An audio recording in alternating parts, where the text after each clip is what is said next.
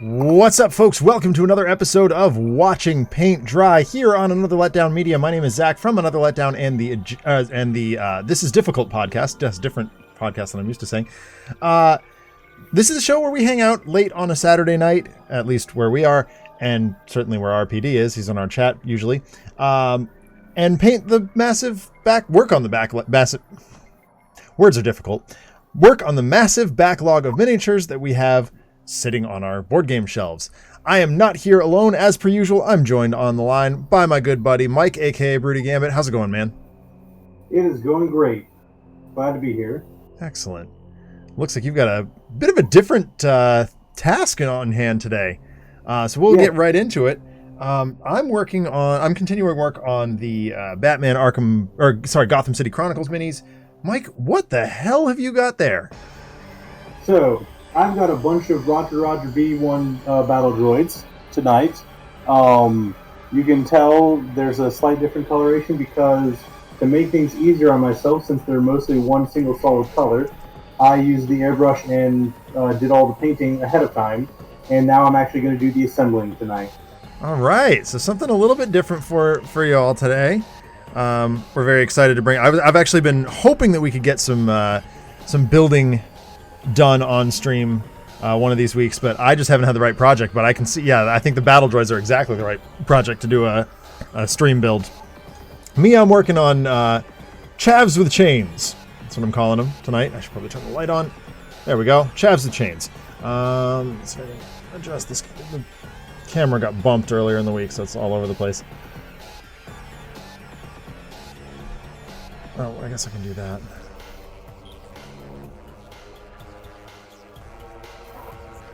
I got frustrated at a round of Hades and slammed my fist down on the table and shook everything on the table. So I was like, darn it. All right, so Chavs the Chains. So you had posted earlier a colossal tray of nachos. What the heck was that for? I had my Edge of the Empire game today, so I had a group of guys over. And we pretty much just ran around, fought a bunch of people, and ate nachos. Did our normal and had nachos just as like the snack munchie meal of the day. That's fantastic, dude. I haven't had a good plate of nachos in way too long. And those look fantastic. Great. Normally our group eats a ton. And today, no one really came as hungry as we were used to, so we ended up having a decent amount left over that we kind of just made little bitty bags for everyone. Oh, nice. Oh, that's terrific. Okay, this microphone is totally in my way. Oh dear. I'm going to mute my microphone for a minute, folks. It's literally coming unclipped from the table. So this could be an absolute disaster. Broody, you'll still be able to hear me. Okay. Yeah. Okay, so these guys' heads are really, really, really tiny. I've heard horror stories from people assembling these. So these come on sprues, so I have a little just kind of wire cutters that kind of clip them off. I get them as close as I can to the base of the mini, and then I just add in dabs of super glue as we go along.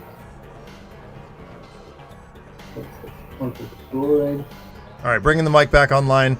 Everybody can hear me? Broody, you can hear me? I can hear you just fine. Chat, can you hear me? Hey, Brett, how's it going? RPD's here. Good. Oh, excellent. Yeah, so the mic, it clips to my desk. It's on a boom arm, and every once in a while it just wiggles itself loose, and I don't have a reason for it or an explanation. So I'm just last time after this show, I heard a colossal crash as this very admittedly expensive mic hit the ground, and I was very fortunate. Trevor was awake, and I was like, Trevor, help! Help me fix broke mic.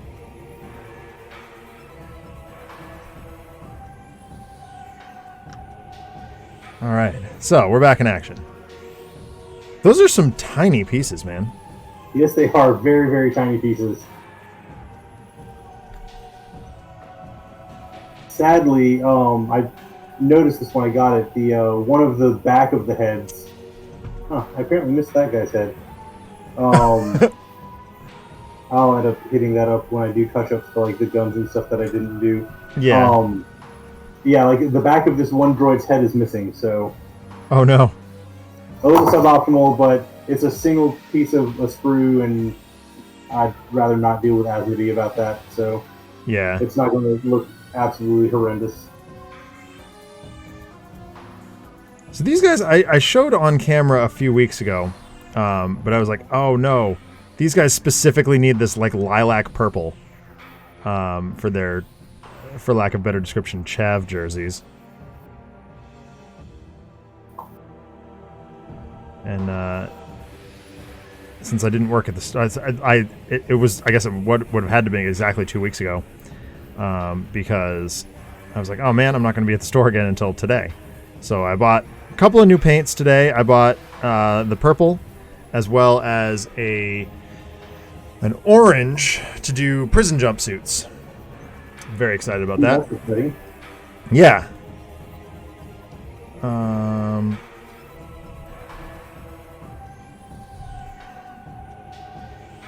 This brush may be too big for this, but we'll see what happens.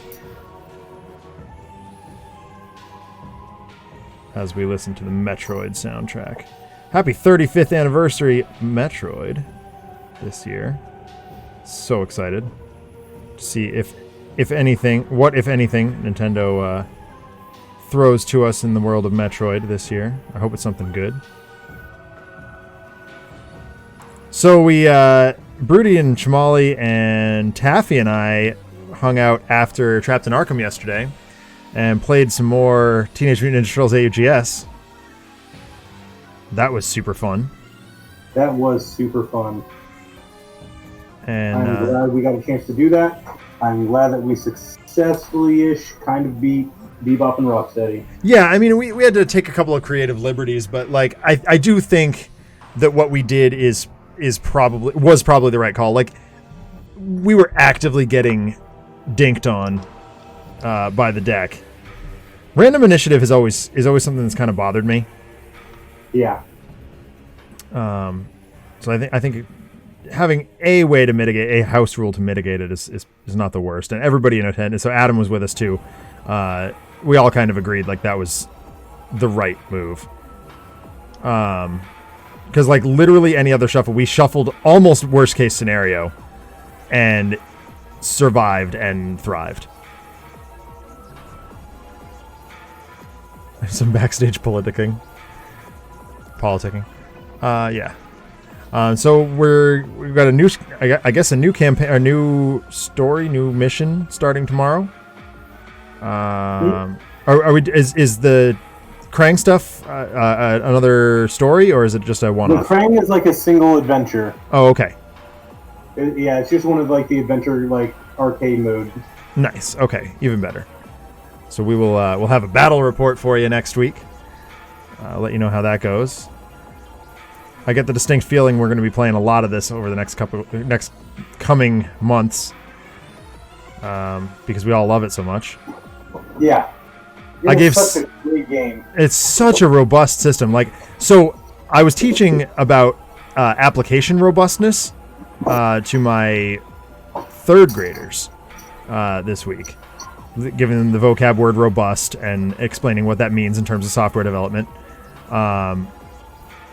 And we examined it looking at a paint program. And the example that I gave in terms of a robust system was AUGS, because it really is terrifically robust. So yeah, you'll be hearing a lot more about that from us. I wish we could stream it, but someone had to stare down the booker and say, that's not going to work for me, brother. Yeah.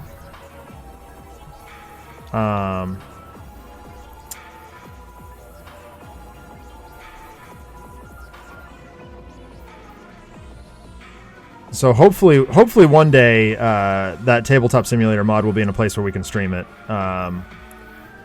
If I believe Chamali and or Westy is intending to reach out to IDW Games and be like, hey, we do this thing where we stream cooperative tabletop simulator games. Let us know when the mod is ready to be streamed, and we will jump on that. So as soon as it is available, we'll bring that in on a Trapped in Arkham week.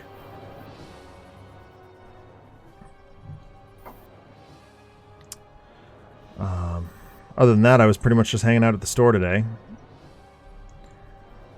I'm going skating with my dad tomorrow. That's going to be exciting. That is exciting. Hockey's back, man. Mm-hmm. How are your Canes doing? I do not know. Fair enough. I feel bad, but I had not really looked too much into it. Yeah, I'll be honest. I haven't. The Bruins were on this afternoon or this evening, and I was like, oh, well, that's nice, and just didn't pay any attention to it.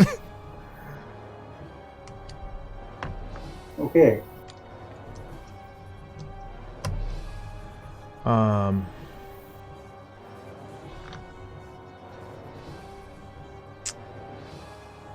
what I'm doing here is just getting down a rough base coat on the purple with a bigger brush, a brush that's probably too big for the job. Just trying to get a quick coat put down, and then I'll go back over it in a second with a smaller brush. But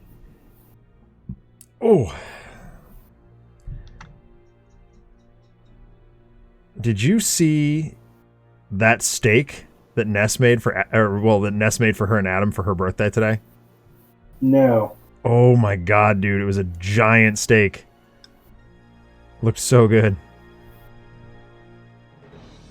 Yeah, for the nachos that I made today, I went to the store and ended up getting 2 pounds of skirt steak. Ooh.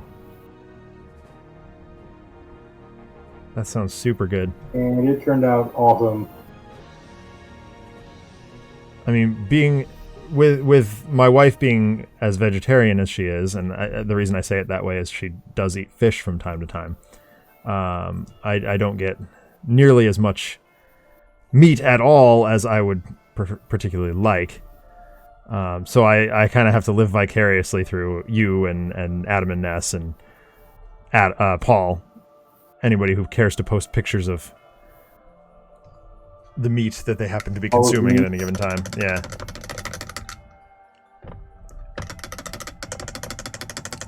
I gotta be honest though, I love a lot of the vegetarian meals that we make. They tend to be super, super delicious. And not always as good for you as one might think. Yeah, I can see that. They tend to have a lot of salt. Mm-hmm. And other such stuff. Butter. There's a ton of butter in vegetarian cooking. That is not the right brush. Well, that brush seems a lot smaller than it normally does. Herderp. Small base, please. There it is.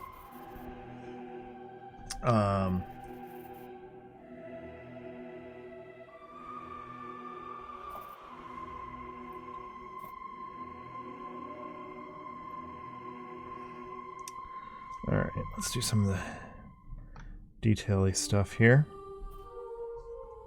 Some of the stuff I couldn't get with the larger brush.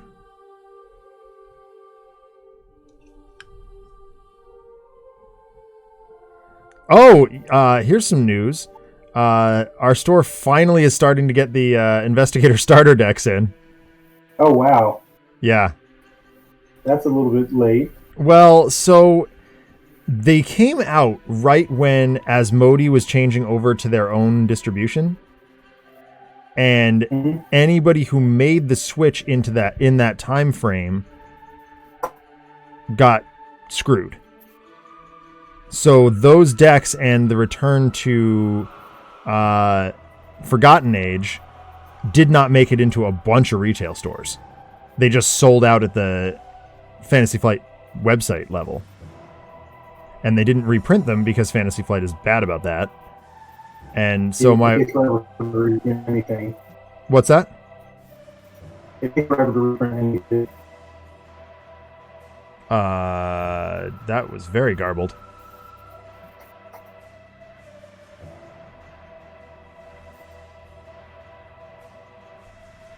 Is your mic okay, dude?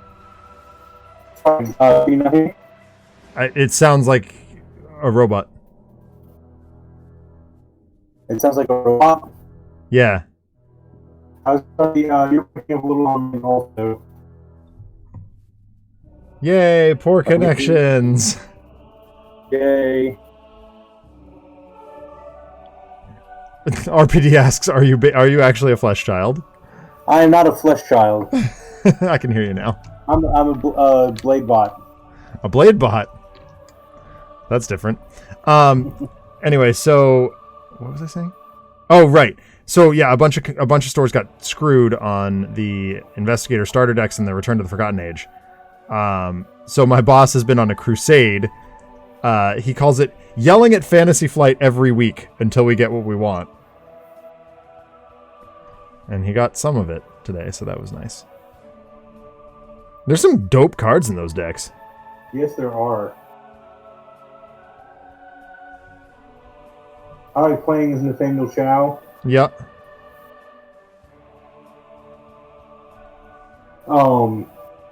Yeah, like I usually Casey ends up playing the punchy people. I don't ever get to play Guardians as often as I'd like to try. Yeah. But I did try him, and I enjoyed him a lot. Yeah, he's one of the ones we got. We got him and Jacqueline Fine. And I was looking forward to Jacqueline Fine because she's an established character. Like, we know some stuff about her. She's in second edition and whatever. So, yay. But we didn't know anything at all about Nathaniel. So it was kind of neat to see a brand new character come out for that. Yes. And I think we got a couple more still, too. The pilot, for example, and the... Professor. The professor. And then the mail person. The mail delivery letter carrier. Letter carrier. Whatever they want to call it. Yeah. Whatever was the politically correct term in 1926. Which is invariably not the PC term now.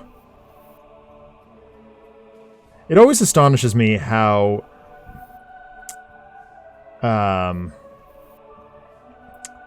much you can get away with in game design just based on the fact that you're like doing a period piece.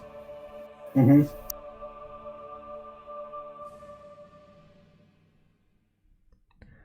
I finally was able to pick up my novel again, or my collection of short stories again this week. Which one? The Adventures of Sherlock Holmes. Ah. So good. I read... Oh, gosh. I don't remember exactly what it's called, but it's about... It's a murder, obviously. And it takes them to a more secluded part of England where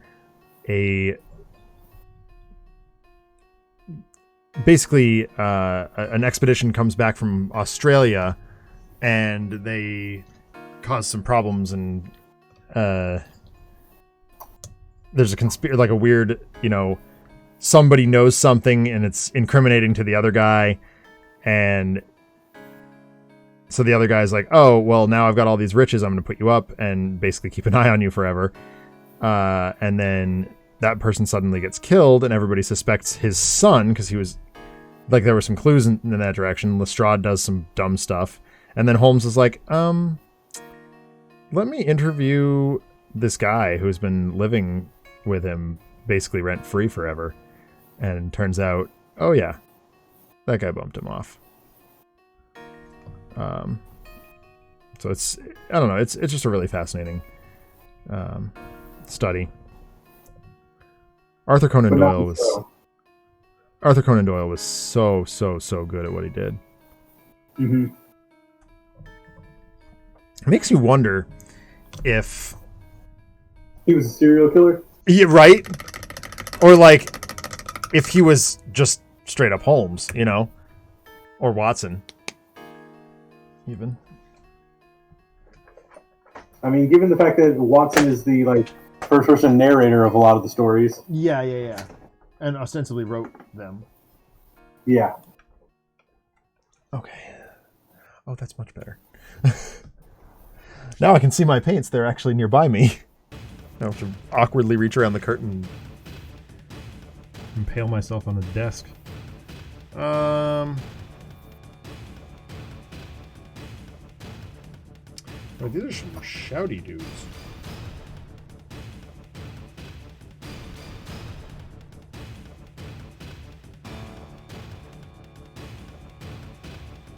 Dang it. Oh my god. I know what I'm doing with these guys for pants. What? Gray sweats. They have to have gray sweatpants. Ah. Just make them as chav as possible.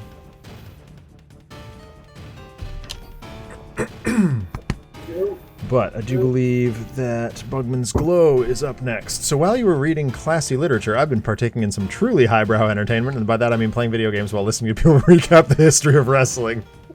Awesome, RPD.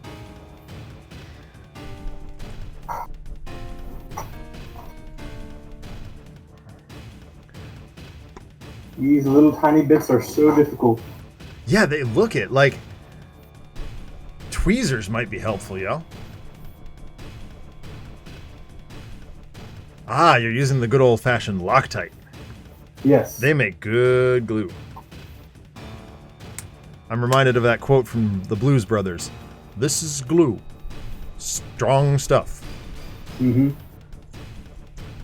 Yeah, I tend to use the Loctite Ultra Liquid Control. Mm-hmm. It takes like just a tiny drop, hold it for about 5 seconds, and it's usually pretty strong. Yeah. The drawback to doing this method is if I get paint where I need to glue, it's not as strong of a bond because the paint will just chip off.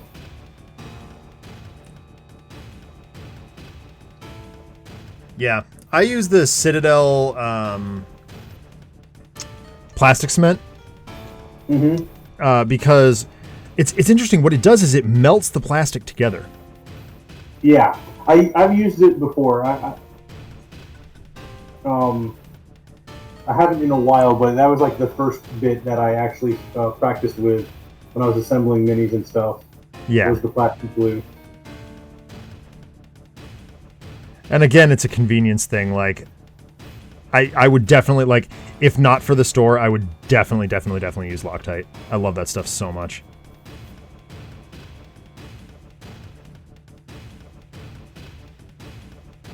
Put this head back on. Fancy investigation of a conspiracy, listening to Hulk Hogan yelling at nothing while wearing a LARPing outfit with a sword. Same difference in terms of cultural respectability, right? Yeah, no.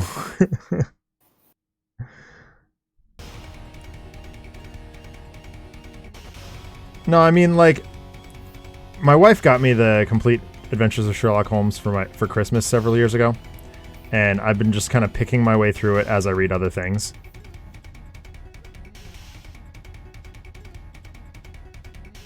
And a lot of which are still, in one way or another, Sherlock Holmes, but they're often, like, not Arthur Conan Doyle originals. They're, like, pastiche stuff written by someone else.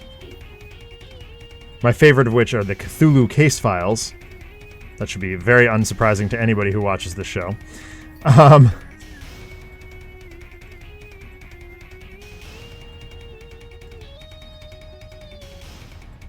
They're written by James Lovegrove, and they are very, very, very good. It basically it seeks to explain why Holmes and Moriarty and Watson are the way they are by applying elements of Cthulhu mythos to the Holmes fiction. And it does an absolutely astonishing job. spoiler alert, Moriarty is an Elder God. Called Relulyog. And his motivation is obviously to cause problems for Holmes, but in doing so, he incites a war between the outer gods and the ancient ones.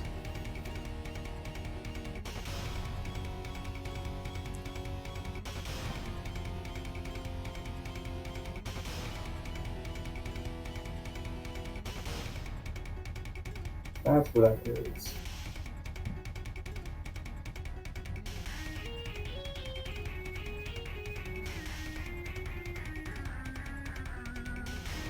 But imagine having the like full focus of an Elder God, and all it's trying to do is kill you, and bugger That's a suboptimal position to be in. Huh? That is a suboptimal position to be in. Yeah, definitely.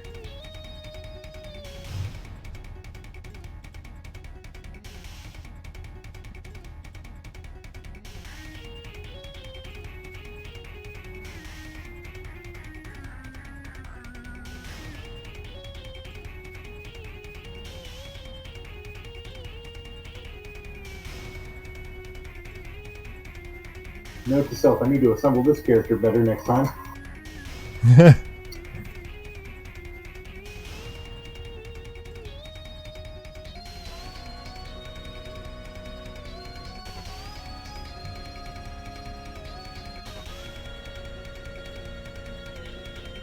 I couldn't figure out where like one of the pieces was supposed to go, and obviously it went in the exact spot where it's like really difficult to get to after I assembled other pieces.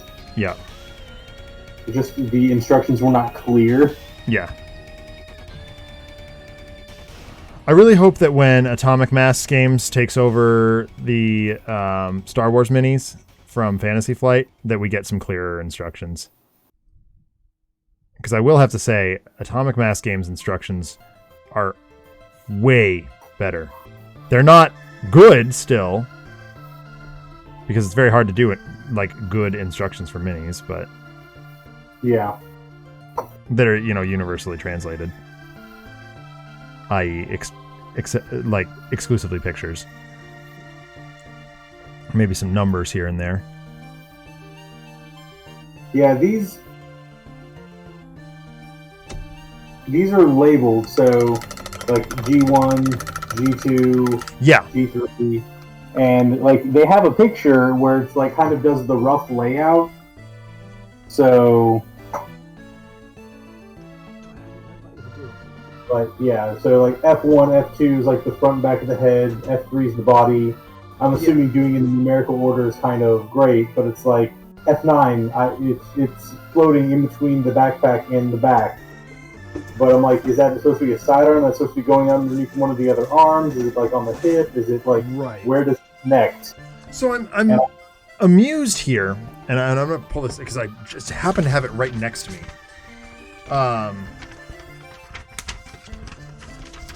I'm trying to figure out why they don't take cues from model kit instructions. These are entirely in Japanese, and yet I can still completely understand what I need to do. Yeah. Like, those are good instructions. And it makes me wonder every time I look at minis construction instructions, like, why don't they do that? Also, this model kit smells terrible.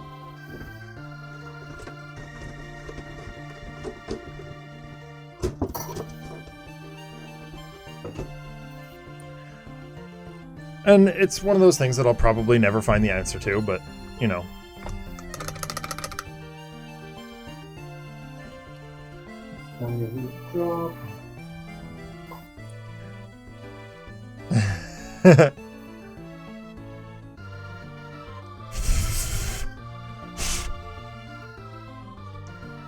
That's a particularly nasty one, RPD. Nyar, nyar, nyar, nyar.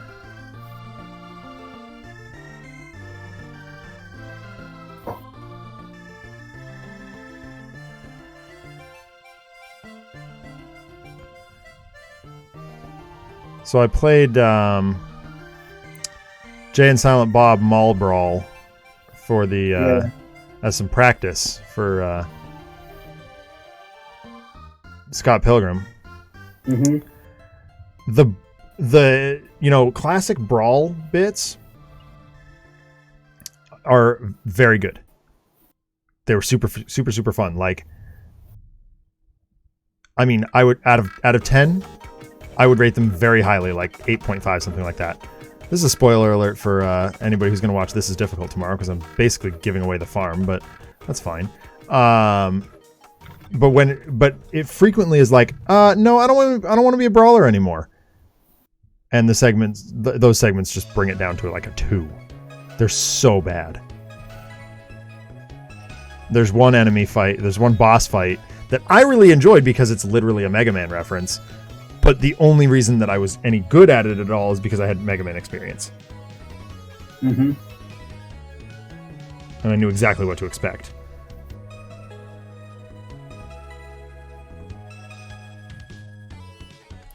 So I was very disappointed with that game. Not that I expected much. Jay and Silent Bob is a pretty... not exactly the IP that...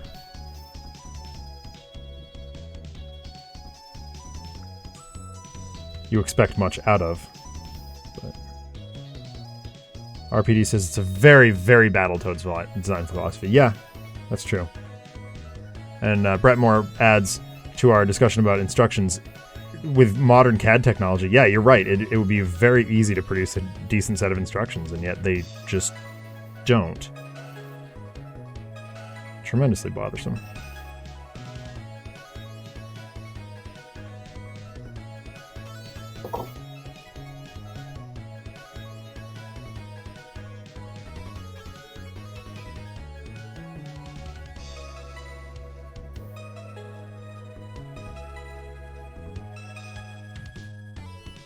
Okay, let's actually do assembly in optimal ways.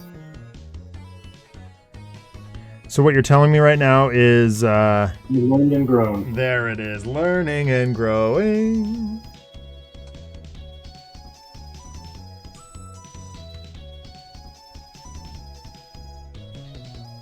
It's our favorite thing to do on this channel.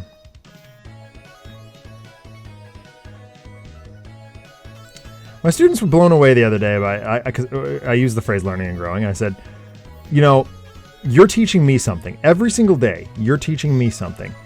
And I'm doing my job wrong if I'm not learning from you as well. And they were like, what? Teachers are supposed to teach. I'm like, no, teachers are supposed to learn and teach. And so are students. That's a very expected thing.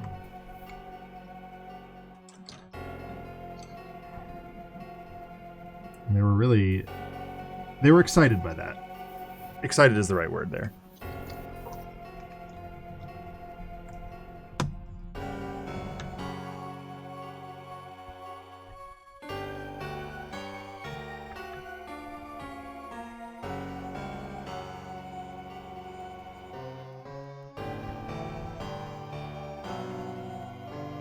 It is unbelievably windy here today. Yeah. And cold. It's supposed to get to, with the wind chill factored in, it's supposed to get to minus 17 tonight. Yuck. I mean, it's good sleeping weather, I'll tell you that. I just hope it's not that cold for skating tomorrow.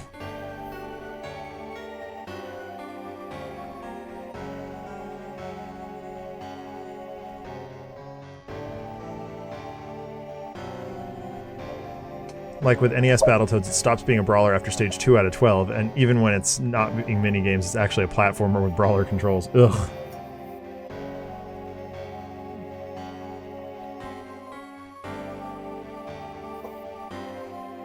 There are some really fun bits in Mall Brawl, but it's not... I mean, there's only so much ground you can make up, and I think my YouTube is cut out.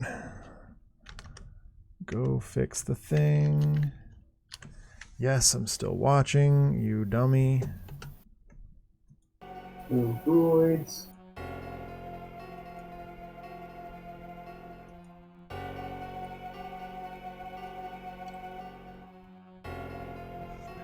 Alright, that's better.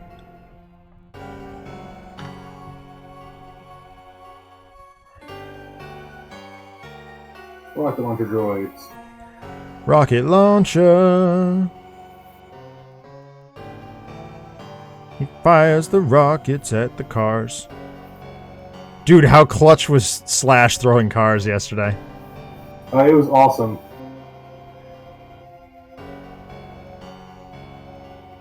It was definitely very, very important, and not quite as good as the last time we played it when we ended up still losing.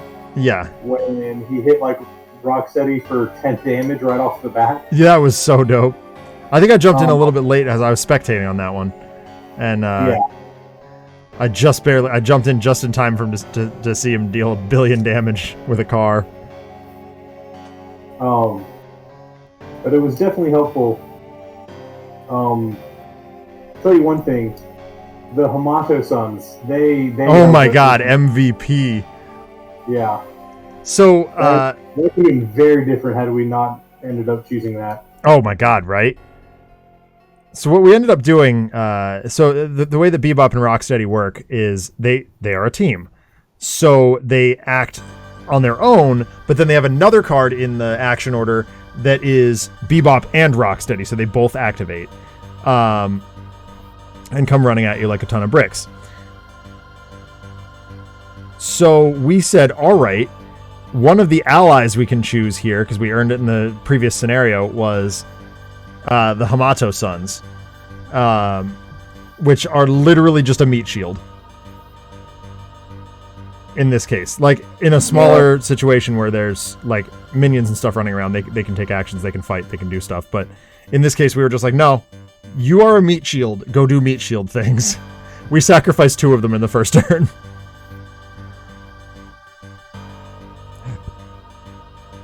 Adam popped in as a spectator and was like, what are you doing with those?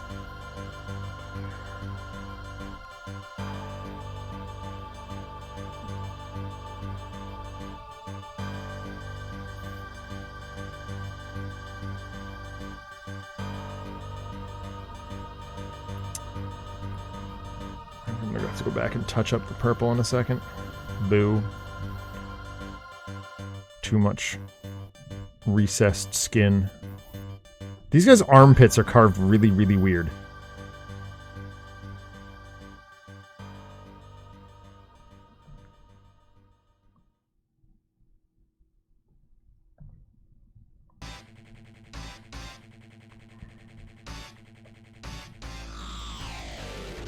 Arcade Battletoads is a bit better, and even that keeps changing the rules of its brawling, like Stage 2 is a pure 2D brawler, and the minigame levels that are still there, including the entire final level and final boss being a minigame. Ugh.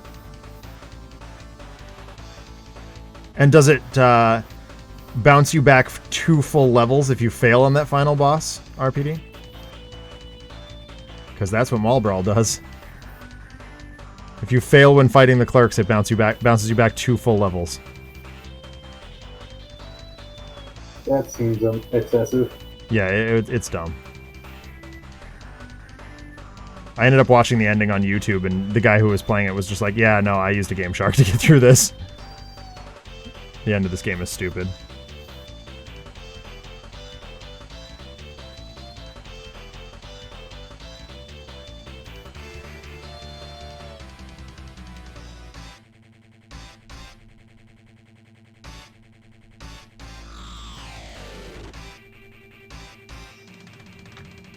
Darn it. Uh-oh. What did you do when you said darn it? I know what I did when I said darn it. What did you saying darn it there? I attached his legs on backwards. Oh no! Oh, I really buggered this guy's face up. Oh no. Okay, we're fine. Everything's fine.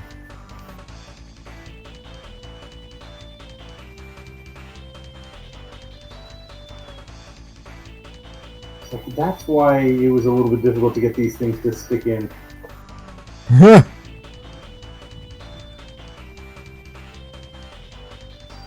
Yeah, that's fair. I started looking at him like, wait a second, that's the back. Why is his feet facing that direction? Well, I mean, there was that situation with C-3PO, right? Yeah. Oh my goodness, that's a genius idea. I wish I had a spare 3PO model. Oh, God! god, yeah, that'd be so funny. Oh my goodness, that'd be great. I love. I don't want to buy like 3PO and Legion only comes from the like crashed probe, Right. like, terrain thing. And I'm not going to spend like $50 on that one thing just to get an extra 3PO to do this with. Yeah. But oh my goodness, that'd be awesome.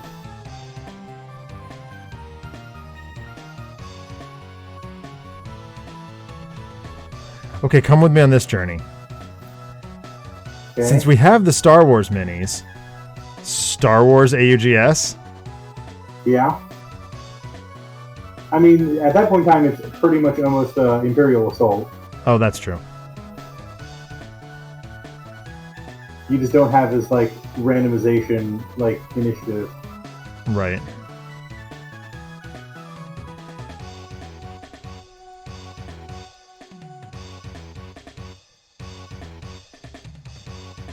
But it would be interesting.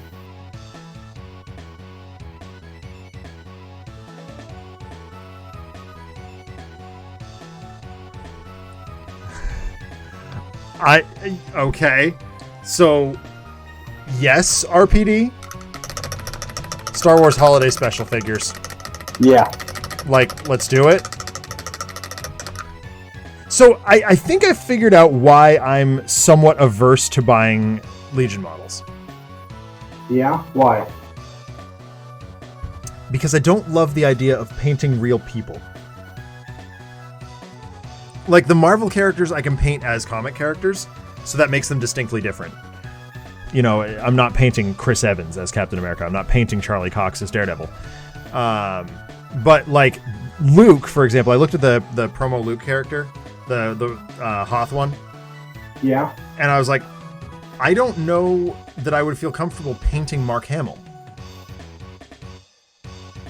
Okay. Because I know we we looked any at of those in, by the way? What? Did your store get any of those special edition Lukes in? Yeah, we have one. Well, I think we got two. We have one on the shelf. Is it worth my buying one? I was about to ask if I could pay you and get it for me. Yeah, I can do that for Because you. they're like secondary, like they're sold out pretty much almost everywhere. I haven't seen many, and the secondary market's insane for it. Yeah, we'll talk. Yeah.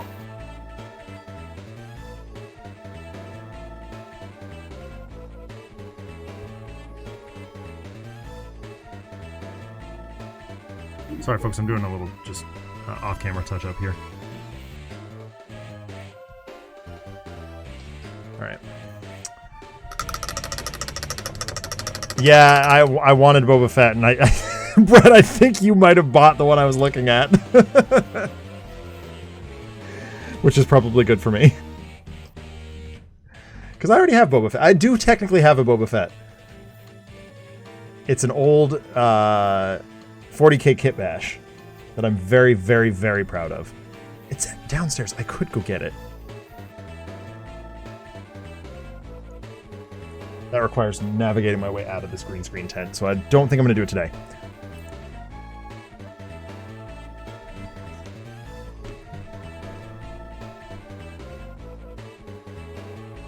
This mini is not wanting to cooperate.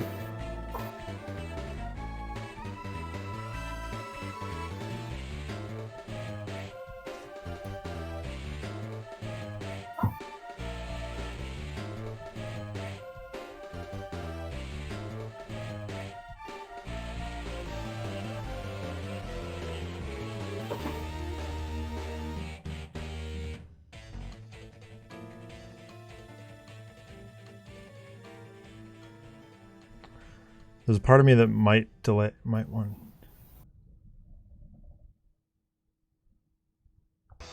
Well, so I haven't played anything else RPD, and it's my review week, so.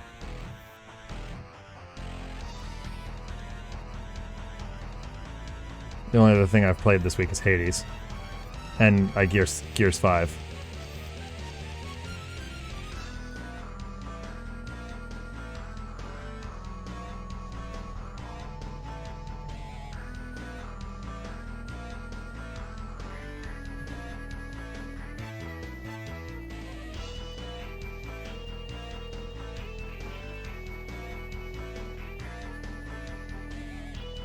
Believe it or not, there actually is some behind the scenes, discussion and planning that goes into This Is Difficult.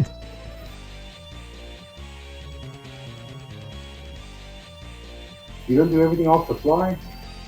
I mean, we do a lot of stuff off the fly because Josh and I go off on random tangents, but the amount of butthurt frump face that Paul gets when Josh and I are off in some other world, and behind the scenes, Chamali is trying to rein us in, and Josh and I are blatantly ignoring him.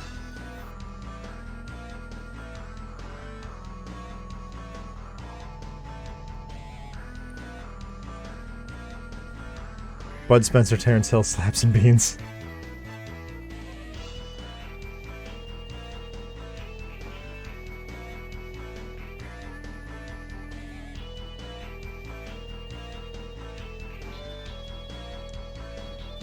No, so I mean, first of all, it's just been a crazy week in general, but it also hasn't been particularly sunny. I don't want to do any 3D printing until I've got good sunlight to cure it.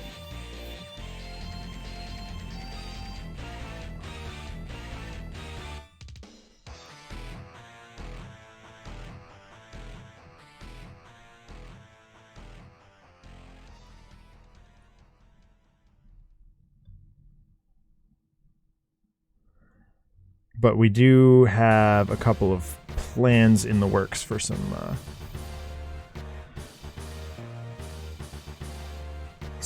models, some minis.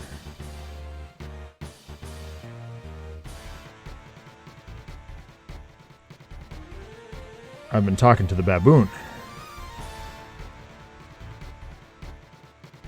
who is very excited that I got a 3D printer, and I'm a little worried he's going to steal it.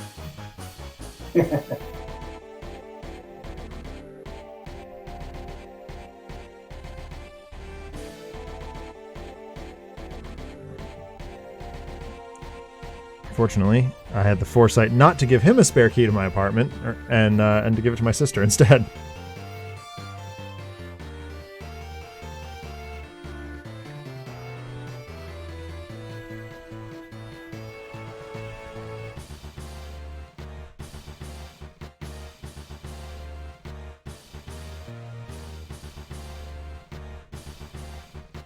Oh, nice. I've got a little, like, rotating, it's a solar-powered, rotating platform that if I put it in the window, it'll just, like, really nicely cure evenly. I think. So. Does that any cubic not have like a UV lamp or anything to cure? Yeah, they do. It's like a hood thing. I'm considering getting that eventually, but figuring the first couple will be lumpy pancakes, I figured the jewelry rotating platform thing will be more than sufficient.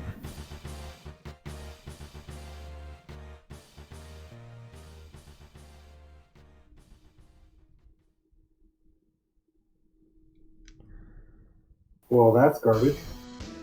Hey? This blaster rifle just snapped in half when I tried to cut it out. Oh no!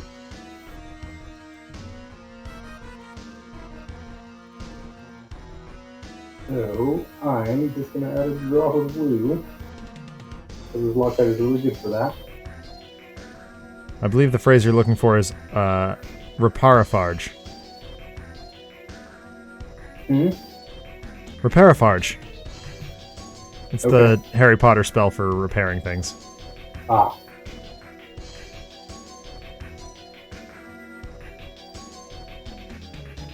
It's like a hood thing. As someone who actually spent a few years living in a ghetto, I might be qualified to evaluate that. It's a sawn-off blaster now, says Brett.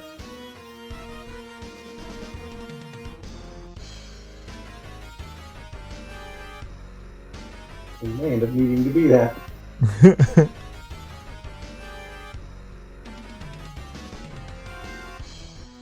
Unfortunately, it's the front of the blaster with the hand was holding it.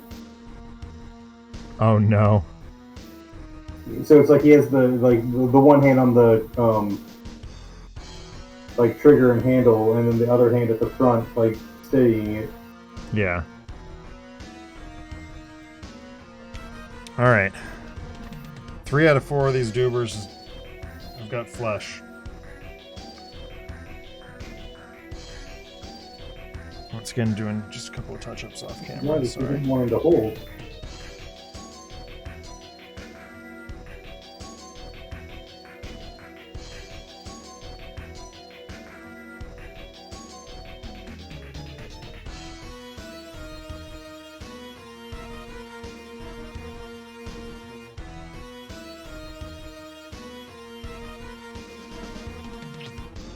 So Alex and I played the Gears 5 DLC with Chamali the other day.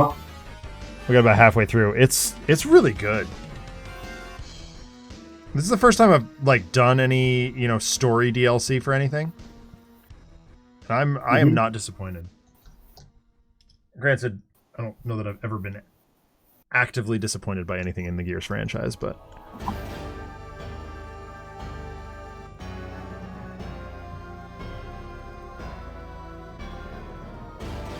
bustin'. Because it's called Hive Busters.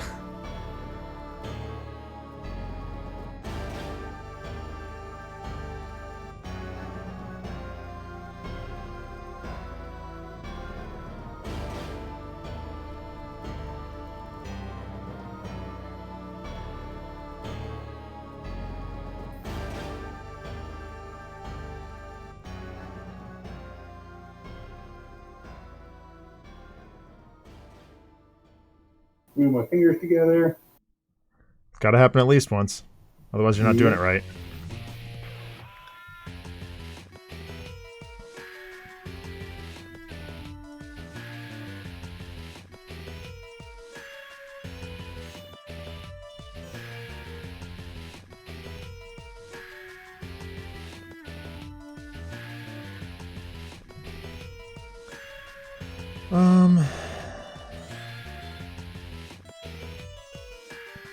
I look forward to the third and final time I do that joke when Adam's here, and it just kind of becomes, can you remember the next line of the song, Duel Between Us?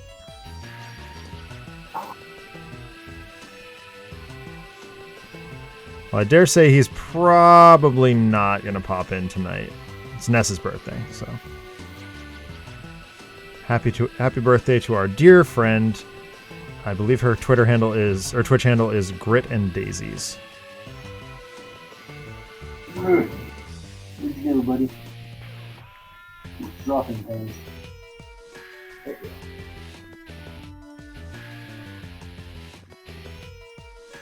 go. Oof. No, I know, RPD. I'm continuing the thought.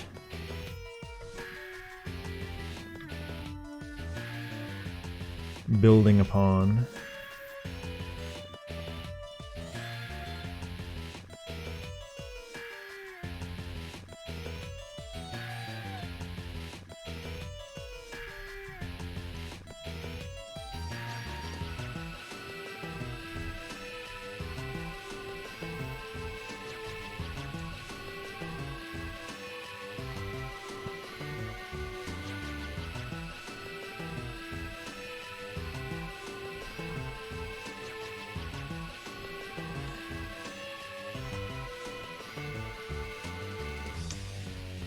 So Paul finished Onimusha 3 on stream today. That was pretty cool. Never seen the ending of that game. I've never heard of the game. It's PlayStation 2. It's got Jean Reno in it. Who? French actor Jean Reno. Oh, okay, yeah. For Mission Impossible and... Yeah. Whoa. Pink Panther. Yeah. Amongst many, many other things.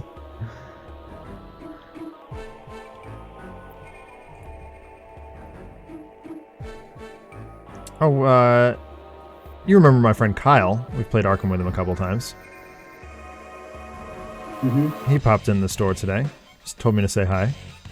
So, hello to Broody from Kyle. And of course, chat. He got his he got his copy of the Sentinel Comics RPG core rulebook yesterday. Nice. Yeah, he was very excited. He was super excited to find my name in it, and Jacqueline's and Taffy's.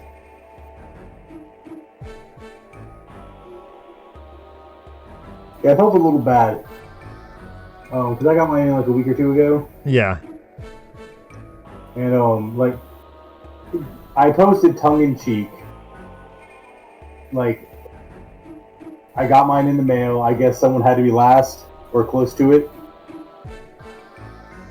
Like, I'm like, I didn't want to come off as a dick, but then I was like, I kind of sound like a dick. yeah. But like, I meant it completely tongue in cheek, and I'm like, it's not like Christopher's fault. It's not like GTD's fault or anything else like that. Right. No, it's straight up FedEx and the U.S. Postal Service.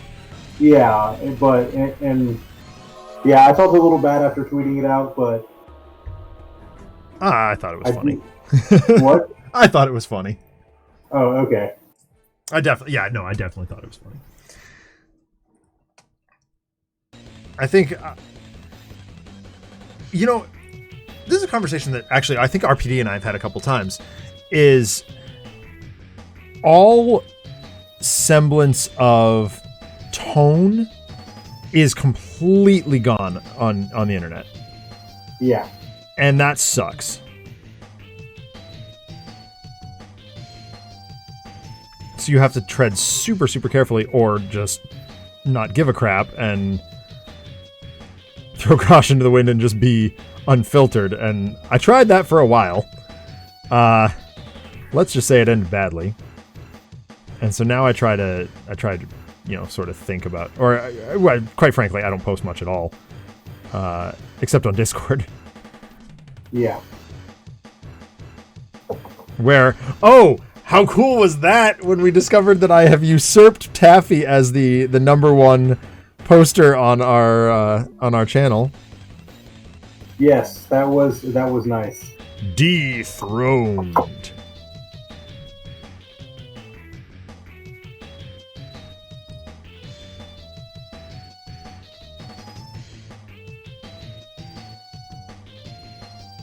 I meant to rub it in his face yesterday when we were on stream together, but I didn't think of it in the moment. And that, my dear RPD, is an instance of camera brain.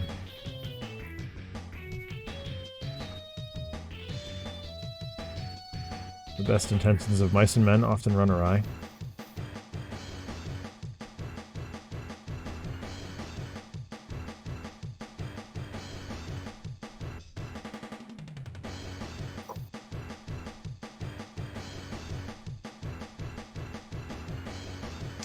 I should probably look at what the topic for tomorrow's podcast is.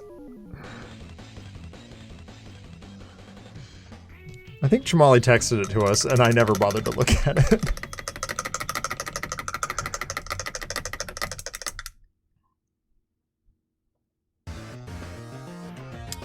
Alright, there's Bugman's Glow all done. Moving on to some gray for the sweatpants. Right after I check what the podcast topic of the week is. Okay, cool. That's something I can talk about a lot. We're good. We're fine. Everything's fine. How are you? I'm well. How are you? Who is this? What's your operating number?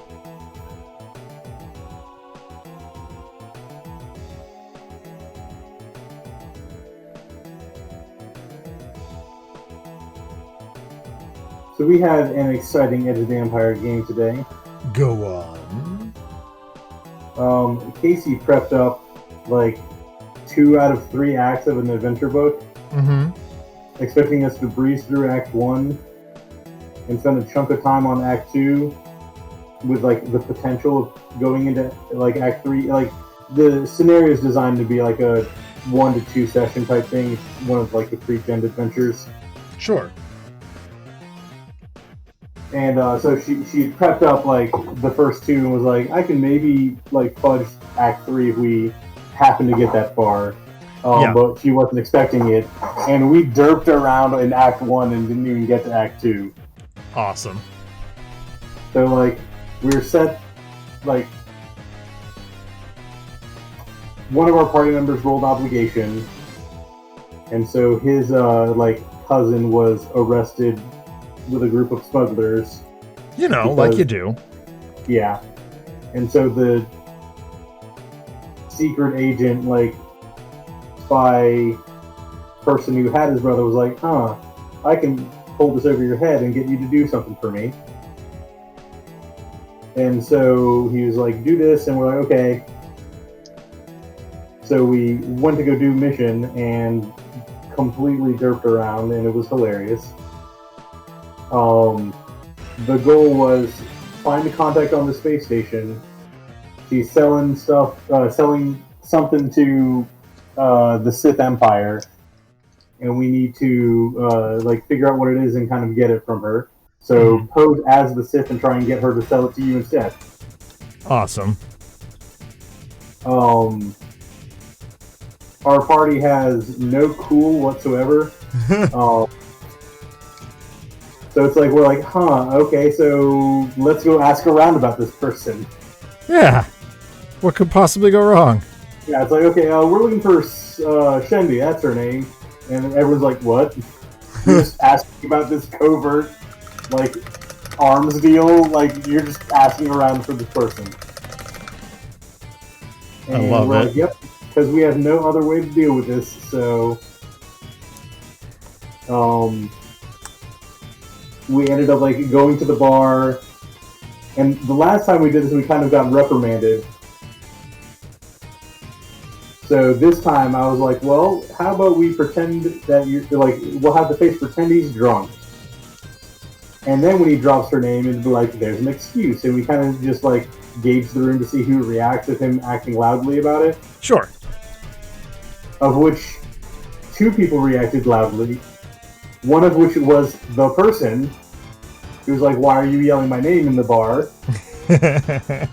And the second one was like, was a giant Wookiee who had gotten double-crossed by said captain.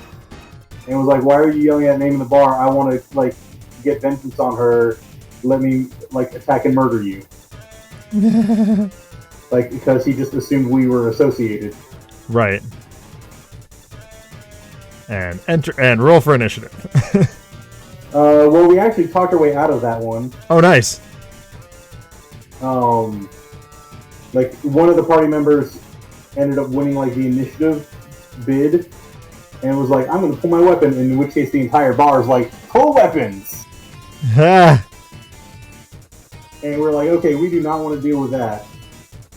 Nope, that seems So, bad. like, what? That seems bad. Reevaluate. Yeah. Like, we're sorry, this was a misunderstanding. We'll leave. But I try to do my, like, stealthy bits. So when we name drop the person and, like, one shady person in the corners, like, perked up, I was like, I'm going to be as stealthy as possible and sneak up on that person and see what's up. And I did well, and they didn't see me. So I, like, chased them out of the canteen as they followed the rest of the party after the kerfluffle. Nice. And then it turned out it was that person, and then it was like, they tried to get the jump on the party, and I got the jump on them. That's terrific. I love that so much. Yeah. One of these days, I will get a chance to play Age of Rebellion.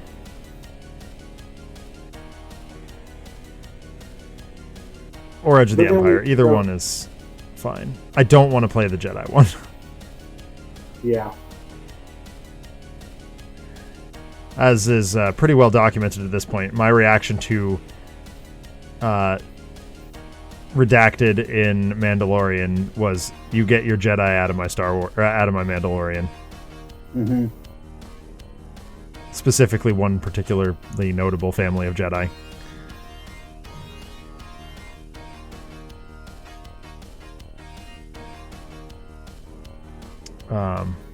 Keep moving my fingers to the model. I guess that happens when they're so tiny, but... Yeah, absolutely. Let's So see. yeah, the other bit, like for the deal, we needed to get a certain amount of money, Yep. and it's more than what the party had currently. Of course. I mean, naturally, it always is. So how did you go about doing it? We had some gambling bits. Oh, cool. In which case Casey like legit just played blackjack with us, Oh, I love it. What a great idea. and so it's like we would get to bet what we wanted on the hand. We could like there's rules for gambling and stuff in Edge of the Empire. Yes, I've seen those. And so Casey's like, okay, roll your cool deception or skullduggery if you're gonna like play straight, try and trick people, or actively cheat.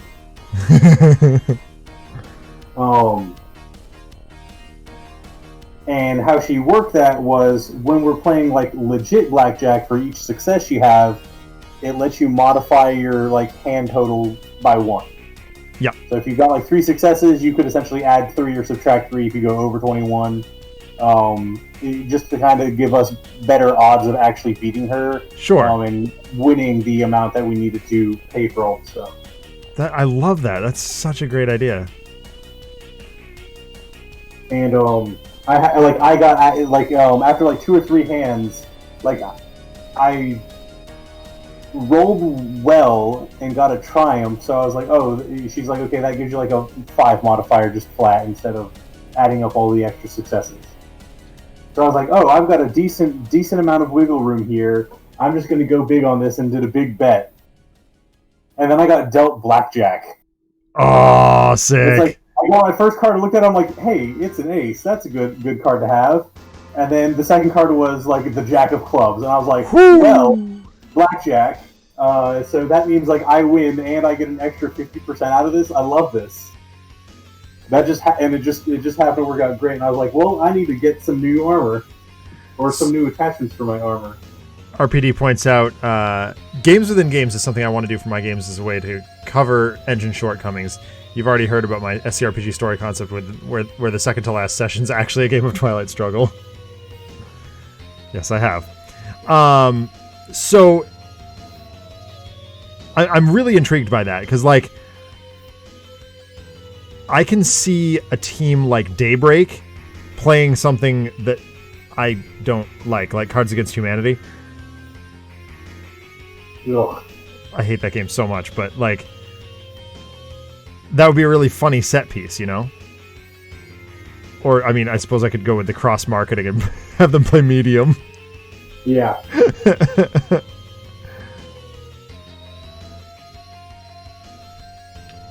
Alright, that's 2 pairs of gray sweats down. These guys are coming out great. I'm really happy with the colors. Yeah.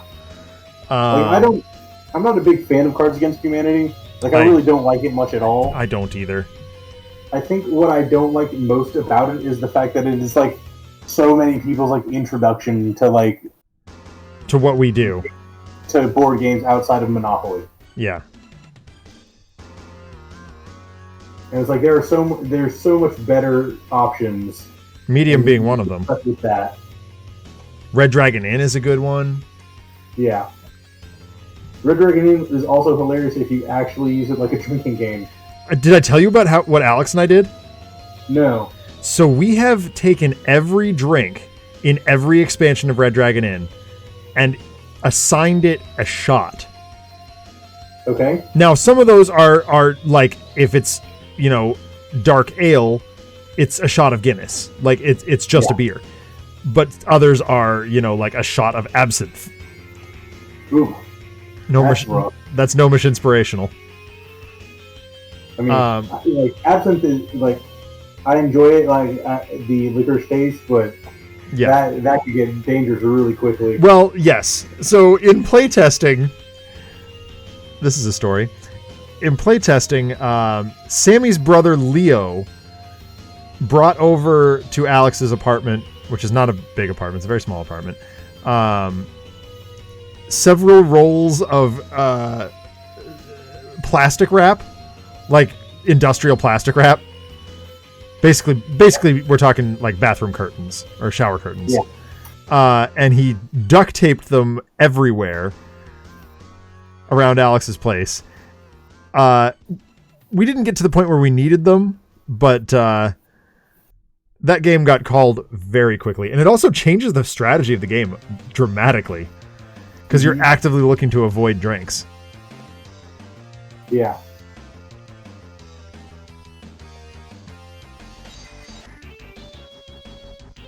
But, I mean, some of the ones we came up with were really, really funny. For example, like...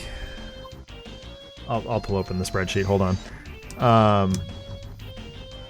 It was like...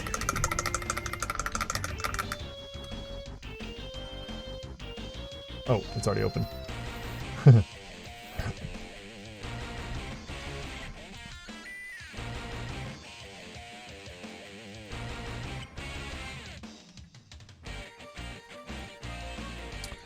So, like, Dragon's Breath Ale is Fireball whiskey.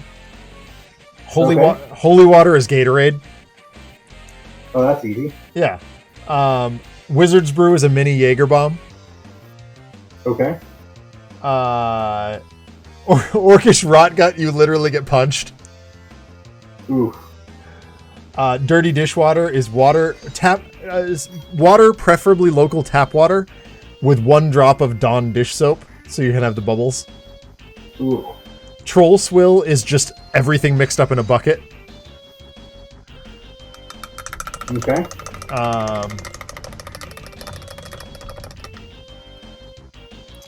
There's some of the better ones. We have the promos are the best ones.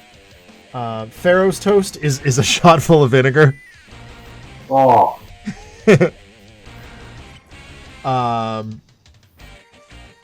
Fine Ambrosia Nectar of the Gods is like a hard cider.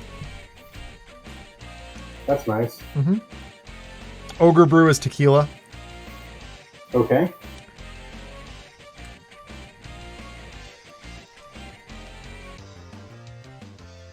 Oh, we're cutting you off when it hands you the coffee, is you get a shot of espresso.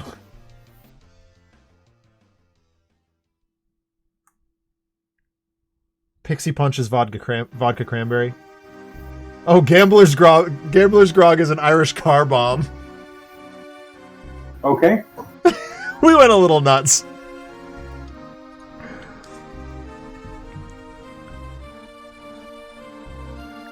We had a good time writing that.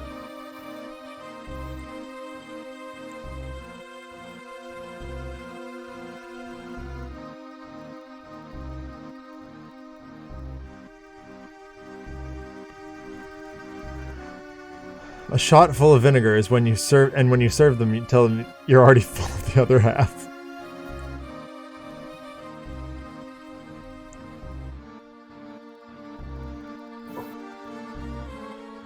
So yeah, the last bit of tonight's adventure involved a fight. That was really nice.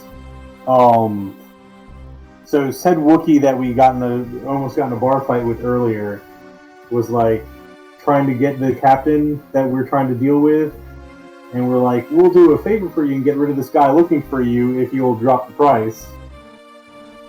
To which it was agreed. And so we set up an ambush by like, hey, this captain is doing a deal here. You can like catch them. And it was just a complete ambush on our part. Sure. And he brought his like minions, and I just mowed them all down. Like 3 of the party members went to go deal with the one Wookiee, and I just like mowed everyone else down. I love it. So like, the way minions go, it's not necessarily like they share a giant health pool, and it's like, oh, it's 5 health per minion or something. Sure. But like my character is an ARC trooper and has like statted out for dual wielding. So it's just like, oh, if I can pull this off, like I'm just dealing 11 damage twice and just chewing through enemies. Like it's rough for them. Yeah. Well, so our D&D campaign that we play every week has gotten very interesting. I don't know if you've ever gotten into a situation where the correct answer is to ignore what's going on in an RPD, in an RPG. But that's the situation we got ourselves into. We did this like time skipping, time hopping thing where the correct response, like we had the amulet we were using for time travel or dimension travel it had a 24-hour cooldown. And we were like, okay, we need to, like, it dumped us off somewhere, and Trevor's character was like, oh, I'm going to go investigate that thing. That looks interesting. And we went and investigated, and we're like, oh, this is none of our business. And we were like, let's just pitch tents and chill for 24 hours, and it's fine. It was very strange, and very cool.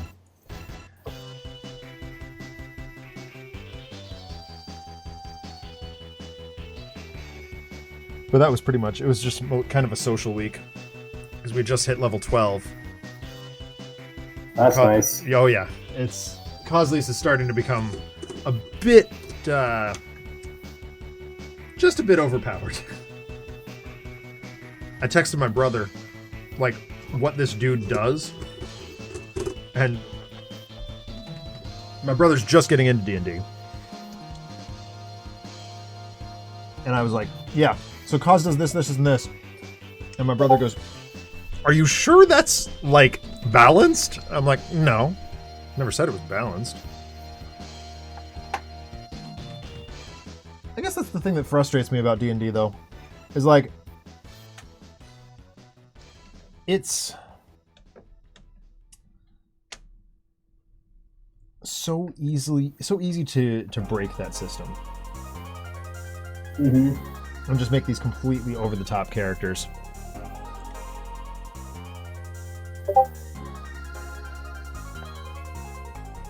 Alright, I'm gonna try and make do with this Ceramite White, but I don't think it's gonna work very well. Oh, no, it's definitely not. It's not even paint anymore. It's just goop. It's gray goop.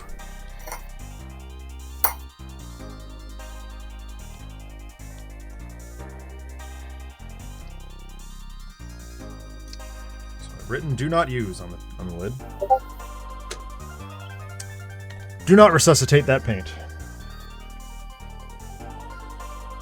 Alright. So instead, I will just continue on with Celestial. Where's palette? No, where's Dark Arc Flesh is too brown. So we will indeed continue on with the Celestra Gray, and that will become the number 9 on their backs.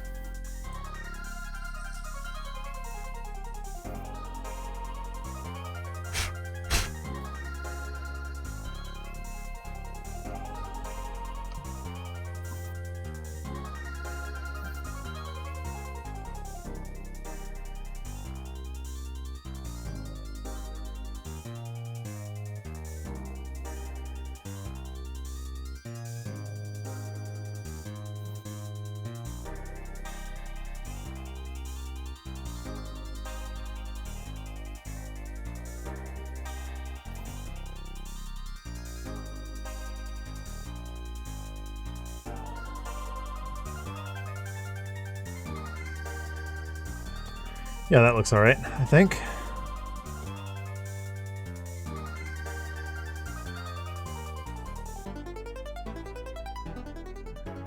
Dece. 1 down.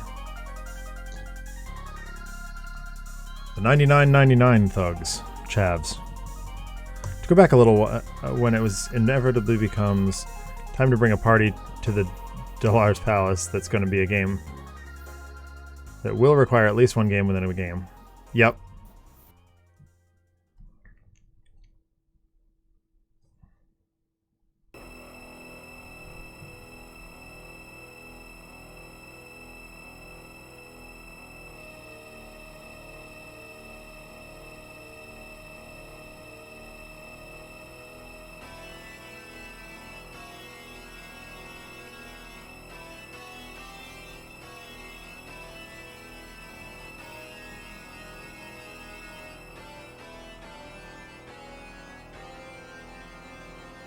I'm surprised at how much focus it takes to get this 9 right.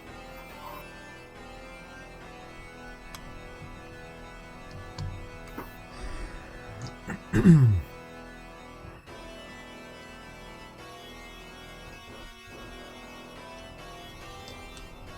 some of the scenarios, I genuinely don't know what game I will need it to be, but I know it will be another game.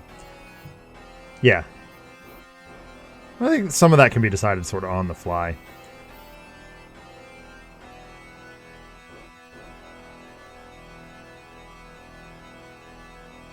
Boy, I'd love to work Arkham Horror into a story.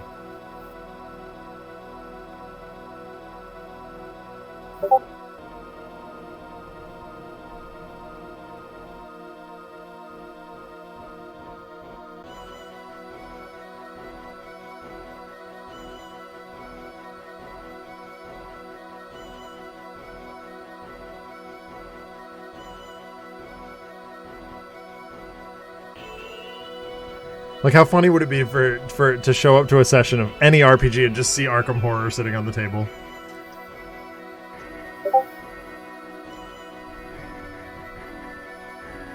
I feel like you have a lot of players running for the hills.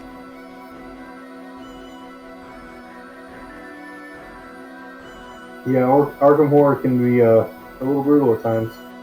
Sure can.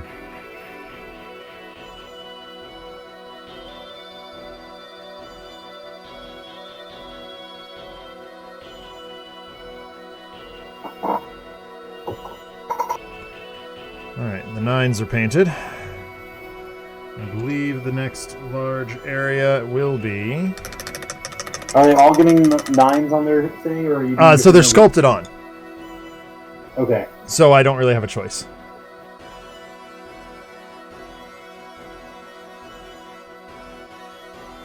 Without busting out the green stuff. Yeah.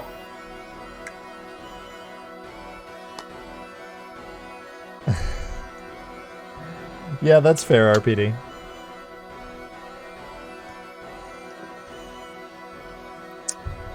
Alright. I think the next step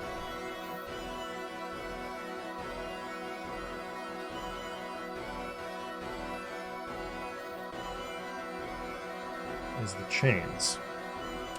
Let's go ahead and do that. It's time for Leadbelcher!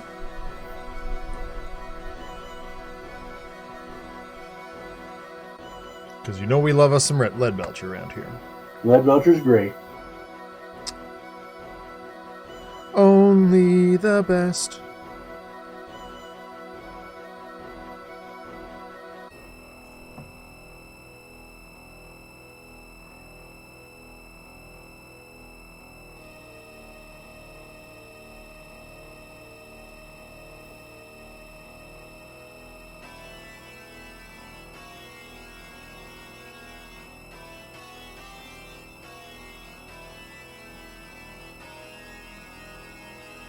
No. Ooh.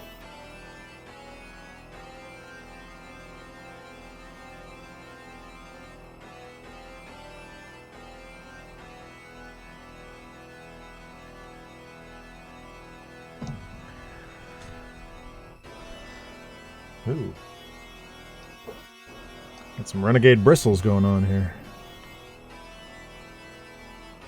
Don't like that.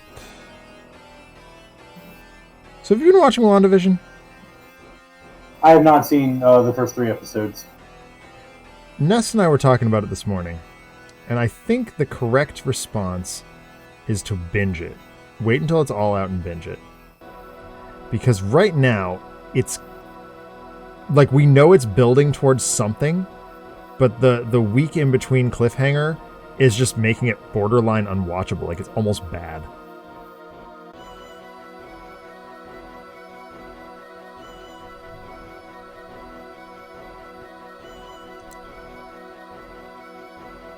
That's good to know, I guess.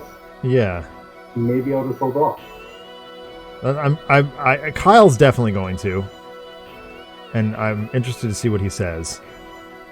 Kyle has very strong opinions about TV and movies. To the point where, like, after film school, once I didn't have my film school crew to go to movies with anymore, Kyle was my go-to person because he's like the next most knowledgeable person I know about movies.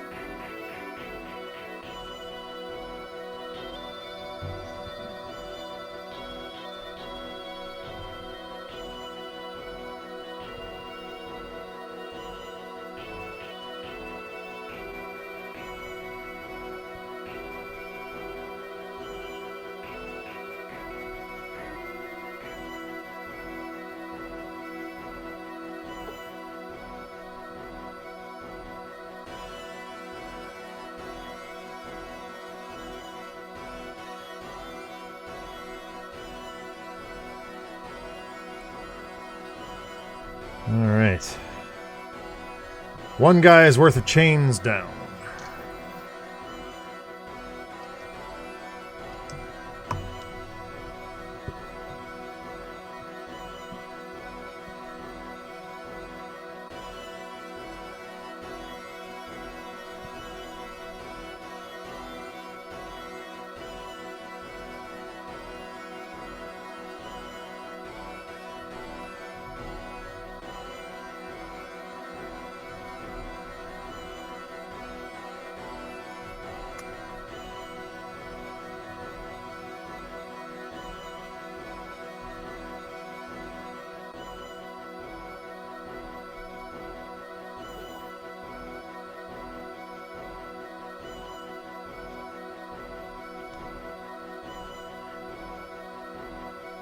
For models that I thought would be fairly uncomplicated, these guys are actually proving to be way more detailed than I thought. By the way, did I check out the video I He has posted? chains wrapped around his wrists there? Yeah. Yeah, he does. And his neck. That doesn't sound like a good place to put chains. No, I feel like Batman's just gonna grab it and just hang him up by it.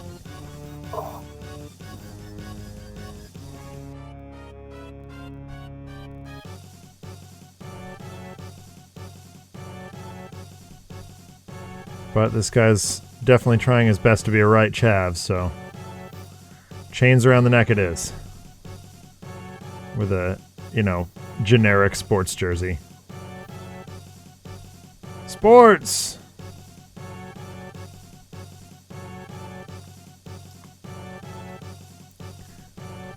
Sports ball. Sports ball! And if Batman ever felt like showing off, he's gonna tie their chains together. Because they'd have two chains. No? Okay. I feel like that one just kind of went over my head a little. 2 Chainz is a rapper. Okay. I did not know that. I don't know how I knew that. I honestly could not tell you.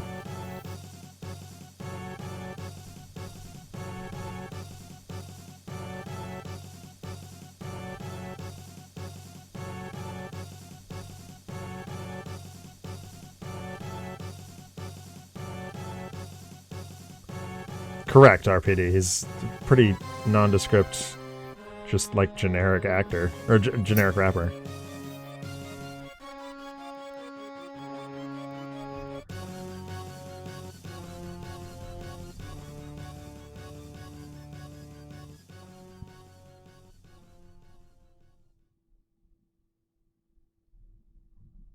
Aha! Level up moment. I figured out the correct order to clip this gun from the sprue to not have it snap. Oh, good. It only took me 3 tries. Learning and growing.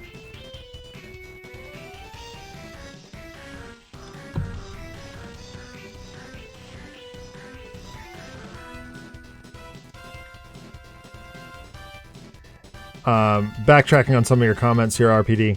Yes, I definitely did check out the big L-Dub Energy video. And shared it in the FP groups. People definitely were in agreement.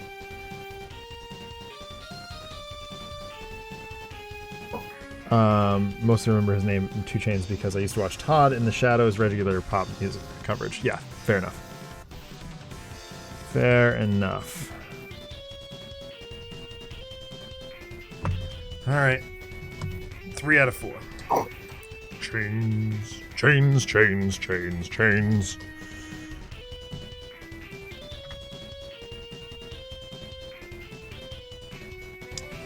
You'll never break the chain. Chain, keep on. Anyway, I've forgotten the lyrics to that song. Running in the shadows.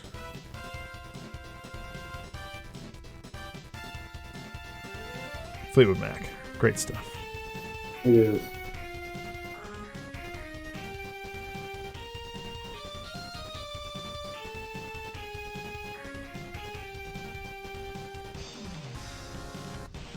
My students were asking me the other day about, music I grew up with, and like, I said, when I have to introduce my kids to music, it's going to be a very interesting bit of business, because like my music is, emo. Like I listen to My Chemical Romance and AFI, and that's my music. That's what I listen to. I've been listening to AFI literally all day up until now. Now I'm listening to 8 and 16-bit cartridge music, which I love too. Trying to explain where rock music is and was when I was growing up when we were growing up is such an odd thing, because I thought for sure the bands that I listened to in high school were never going to make it. Like they would never be still producing music in 2021. And here AFI's got a new record coming out by the end of the year. Yeah, like the 2010s was like the year for comeback things. It's like just a wave of adults was like essentially just coming into adulthood that was so driven by nostalgia. Yeah. That they were essentially like creating the perfect market for a bunch of those like 90s, early 2000s emo, whatever type. Like, I mean, pretty much any genre to come back and start making new stuff again or touring again. Yeah. Or whatever. I'm interested in the fact. So like, I'm looking it up. I'm literally looking up right now. AFI released what is arguably their best record in 2006. It was my high school graduation year, which I believe was yours as well, right? Yep. Yeah. And then Crash Love came out like a couple years while we were in college. And like, whatever, it came out, it happened, it was fine. I personally think it's some of their best work, and I think it's largely overlooked in a lot of circles. And then Burials came out. I think you hit the nail on the head. Burials came out in 2013, and then Blood Record came out a couple years after that, and they've got a new one coming out now. So like, I think you're exactly right. I think it's just like this wave of nostalgia. But I will also say that they were not idle in that off time either. They were making, Davey and Jade were making Black Audio, which is also very good. I need your opinion. Okay. Should I do ridiculous colored mohawks or like brown mohawks for these guys? Oh, ridiculous color. Most Okay. definitely. All right, we will do ridiculous color. As much of a like Batman and Robin vibe as possible. Okay. So I'll do like a blue, a green, and a orange. But they all start out with Rakarth flesh in that case. So they're going to look a little silly for a bit.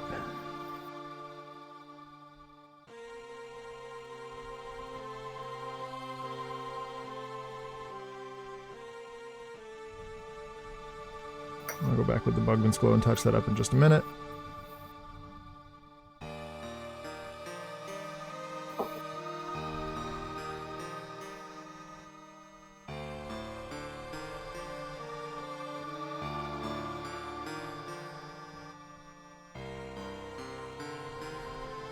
Wrestling's also weird like that. Dustin Runnels debuted as Goldust in 95, and when he was in his 20s, when he considered his greatest match of his career was age 50. Yeah.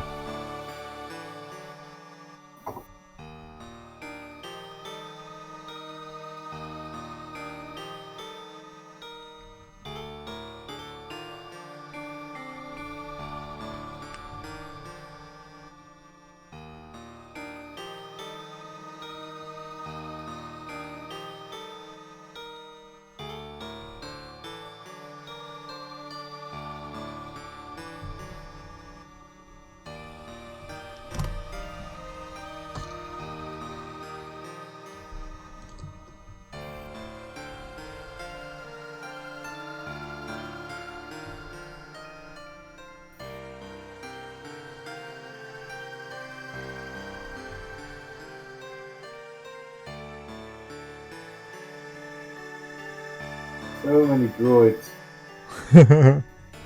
Droids on droids. Oh my god, there are so many. I still have like 3 troops left. Oh my god. When you I think it's texted, like 3 squads of 7. oh my god. When you texted the group saying like, "Hey, I think I'm just gonna build stuff today," I was like, "Are you gonna have enough content?" Oh And yeah, the answer is definitely yes. So we're pushing up on the 2-hour mark here. Mm-hmm. Yeah, I need to actually get this done because in the Edge of the Empire game that I'm running, the party is going to have to deal with droids. Oh boy. Like leftover battle droids and stuff. Actually, not leftover battle droids. They fell. Well, they didn't fall. They crash landed on a planet with a gravity anomaly that like it is essentially a time dilation. So, 2 of the party members have lots of interest in Jedi, and so like I came up with this concept of, they crash landed on this planet where there's still a Jedi with a contingent of clones fighting battle droids that think it's only been about a year when it's been like 20 in the rest of the galaxy. Oh boy. So they'll get a chance to actually meet a Jedi and then have to deal with the consequences of figuring out how to get off the planet. Right.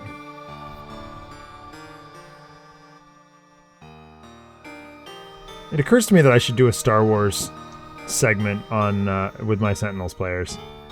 They're doing a bunch of intergalactic travel right now. And so I've done Futurama, I've done Galaxy Quest. I mean, obviously, it's By very extension, largely... you've done Star Trek. Huh? By extension, you've done Star Trek. Yeah, well, exactly. I mean, it's pretty much Star Trek.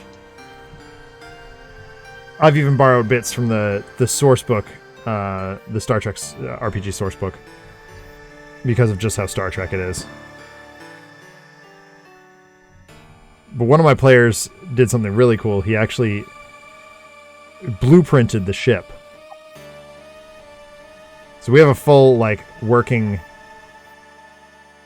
knowledge of what the Flying Circus looks like. Which they stole from Greaser. Nice. Or I should say liberated from Greaser. Because you probably stole them in the first place? Yes, it was the Bloodsworn Coliseum. At one point.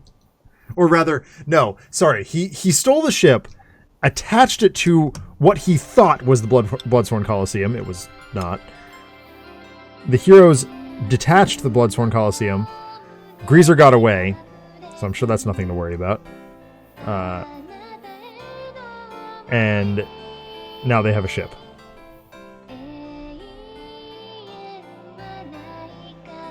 And they've been commissioned by basically the Federation to explore.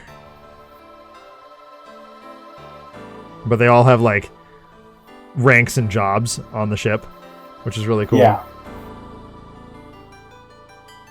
Jared is the he's the navigator, more or less. But he's a man out of time. He's like a time-displaced character. Okay. So he's very much out of his depth most of the time. Wait, which is he displaced out of time? What's that? Which way is he displaced out of time? Forward. He's Okay, so steampunk. he's from the past. Yeah.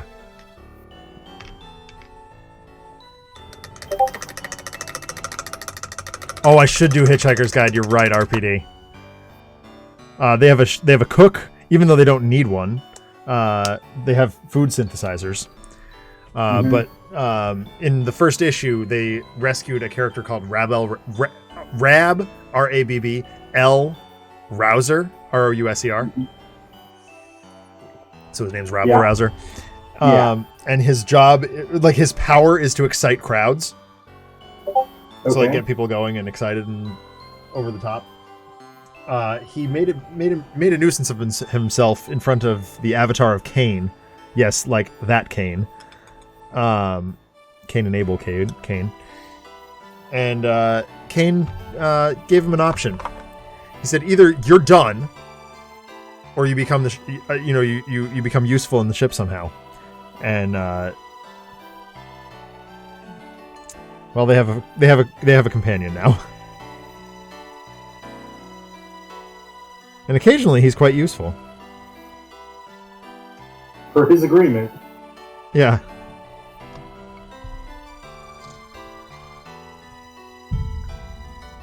Yeah, for my players, I've got the base. I need to finish like actually building the characters. Yeah. So like I know exactly like mechanically what they can do and stuff. But essentially, yeah, there's some sort of gravity black hole, some such time dilation thing. Yeah. And the Jedi has like the planet was supposed to be like some secret separatist research facility. Sure. And they've got some sort of energy source that's like super awesome that can essentially create a field that would negate it. That's the end goal, is have them find that. Nice. But like the droids don't want to give it up because it's powering their factory, and they're essentially in the like they have the advantage in the battle with the clones. Nice. So it doesn't it doesn't behoove them to assist. They don't need to assist to win. Gotcha. But the clones need it to get off the planet, or to get anyone off the planet. But the the drawback is the native population doesn't want that to happen because it would eventually make the planet unlivable. So Right. they've got they'll have 3 different options. Or not options, but they've got to somehow balance the 3 different factions. Mm-hmm. Do they somehow develop a peace accord between the droids and the everyone and convince all of the people to leave the planet, or do they sneak in and break in and yeah, I'm interested to see how they go. Nice. I've given them various options through previous adventures. They have an astromech from the Clone Wars, which is how they found this in the first place. He picked up the distress beacon. They have hired a former separatist soldier who's their gunner on their ship. Mm-hmm. And so I have lots of options and ways that they can solve this problem if they remember all of the things that I've given them in the past year and a half that we've been playing. Sure.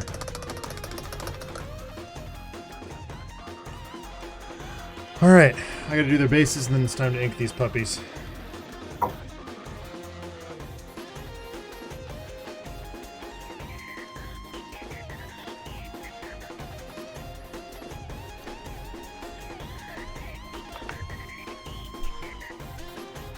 Just want to put away this brush.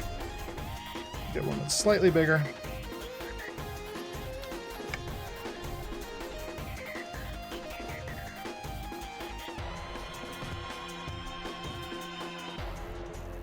I almost put very much the wrong color down.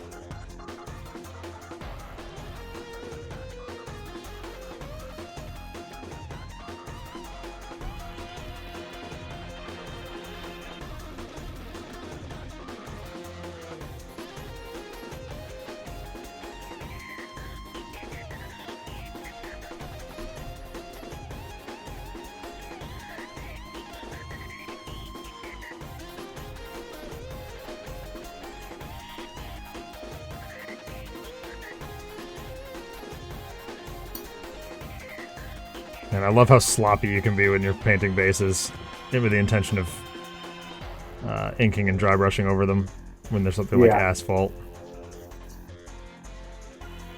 It's just so fast.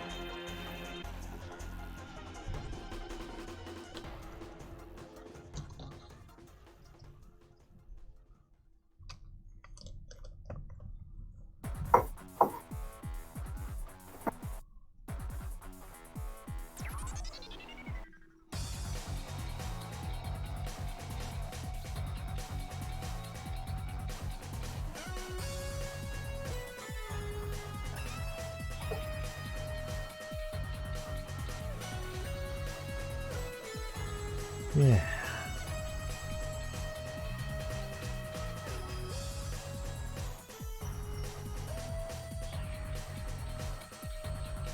All right. Fantastic. Fantastic. Moving right along. In search of a good time and good news. You got it.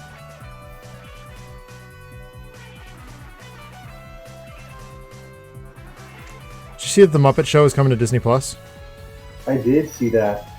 I am very excited about that. Like, that's not a show, because, like, that's a show from a different time, right? Like, you definitely don't binge watch that show. You grab an episode, you use a, random.org or whatever, randomize an episode, watch it, and you're happy. You know? Mm-hmm. The Muppets are, like, I think that's what they're doing wrong with the Muppets these days, is, like, they're trying to make the Muppets for a bingey audience, and that's, dare I say it, are the Muppets just not a thing anymore? Like, you don't try to do that? See, the Muppets are definitely always a product of their time. Yeah. So, like, when the original Muppet Show came out, it was in that era where, like, those variety shows were, like, the thing. Yeah. No, I don't think audiences currently know what a variety show was. Yeah. And while I enjoyed it, the, like, 2010 or 2011, The Muppets or whatever. The Office one? Yeah, that show was at the, like, height of popularity of The Office and Parks and Rec. That kind of did that behind-the-scenes docu-series, like, fake-out thing. And they, like, imitated that because that's just the product of its time. Yeah. Like, the new one that's all screamy and bit, like, I get that it's a product of its time. I feel like that one would have been better when, like, iCarly was on the air. Yeah.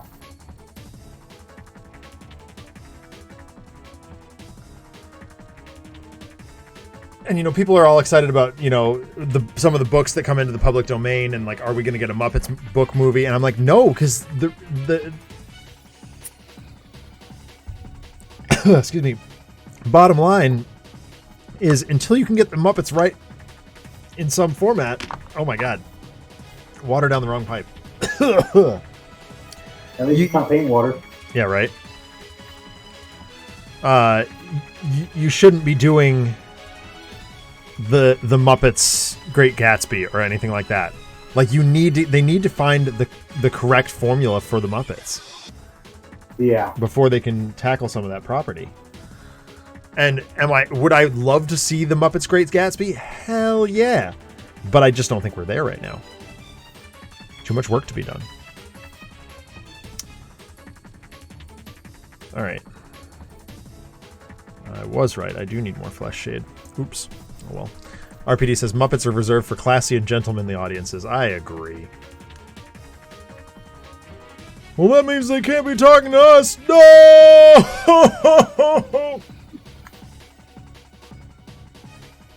Sorry. Statler and Waldorf. Well done.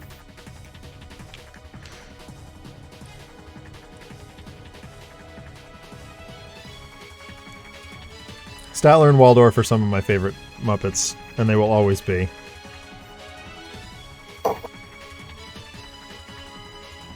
they're always enjoyable. And considering my favorite is Fozzie, like you Love can't Fozzie. ever have Fozzie without them. So Correct. My like person. they're by proxy associated with how much I love the Muppets, or what I love most about Muppets. Yeah. My personal favorite Muppet, full stop, is the Swedish Chef. He's great. I love him so much. And he was not good in this new show. No, he wasn't. Like, I was really disappointed. Yeah, I watched like the first episode, and he had this like, I'm terrible at cooking and stuff, and But the real chef is going to show me up, and I'm just going to be angry and order drive-through over Uber takeaway, yeah. I was like, that's not my Swedish Chef. Like, Swedish Chef is, like, against all odds, good at cooking. Yeah. Sure, his food talks sometimes, but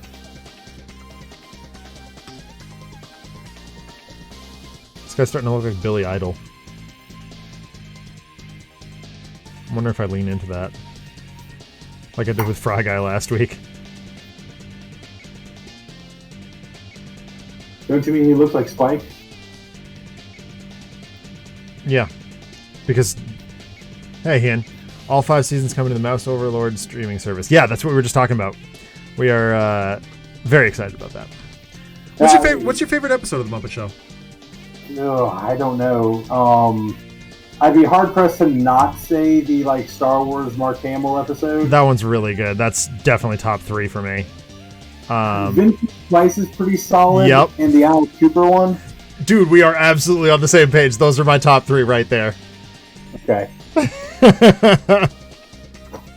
Yeah, I'm a little indifferent to it coming to Disney Plus because I do have them all on DVD. Yeah, I do too. So, I'm less enthused about the news of it coming out. I'm just like, okay, that's great. Another thing where I guess it's just easier that I don't have to go find the DVD when I want to watch it. Exactly, right? Like DuckTales did the same thing, Darkwing Duck. Speaking of DuckTales, so sad. What? It's ending. Oh, did they actually, announce it? Yeah. Ben Schwartz just posted to his Instagram and he's done his final recording as Dewey. I was talking to my wife at dinner just before this, that I think the way they've set it up, we'll see more Gizmo Duck, though. And we'll see, cameos and stuff from the other characters in Darkwing Duck, if they do a reboot of that, which it seems like they might. Because Uncle Dead... Isn't it Dudley? No, it's Deadly. Uncle Deadly? Yeah. He's pretty great. I like him a lot. Especially considering he was created, I believe, in the new Muppet reboot with Jason Segel or whatever. Was he? I thought he was in Great Muppet Caper. I don't remember him from that, but guarantee that's the one I remember the least. I haven't seen that one as much as I've seen some of the other movies. Sure. Okay, so... I know it went to the rats from the Great Muppet Caper. Right. Anyway, he's from Muppets Take Manhattan. Oh, okay. The main point of Swedish Chef was for Frank Oz and Jim Henson to mess with each other on stage. Yes. Yes, it was. And it was wonderful.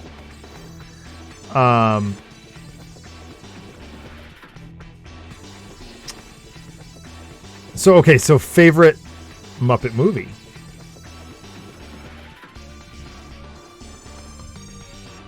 I'm gonna have to go at that point in time with Muppet Treasure Island. Me too. I mean, it's so perfect. Muppet Christmas Carol is the best rendition of the Christmas Carol. Without a question. No other version of it is better, but Muppet Treasure Island is just... It's a masterwork. It's so good. And so much of that falls to Tim Curry. Yes. That guy is a absolute champ.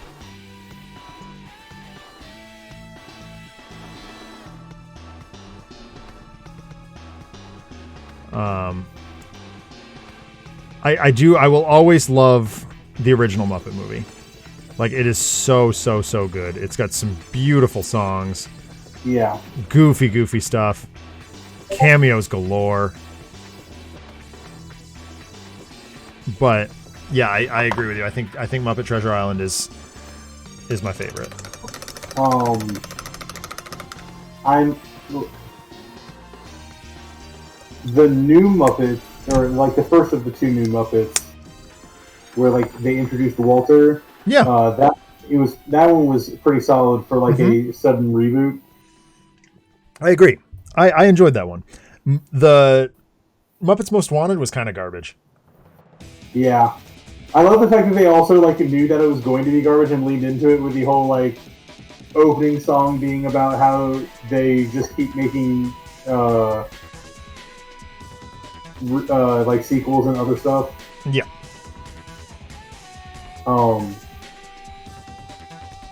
Also, one of the other ones that I have a soft spot for is Muppets from Space. You know, it's been a long time since I've seen that one. I know I watched it with Kyle when we were growing up, but I don't remember much of it. So, I'll have to rewatch that one at some point.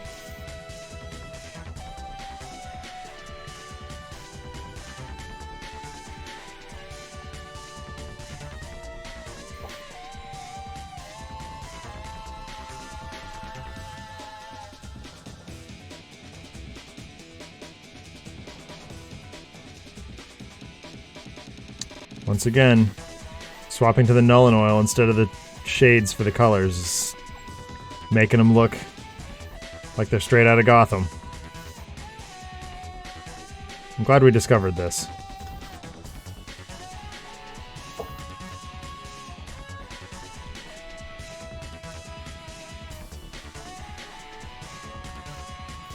Tiny arms.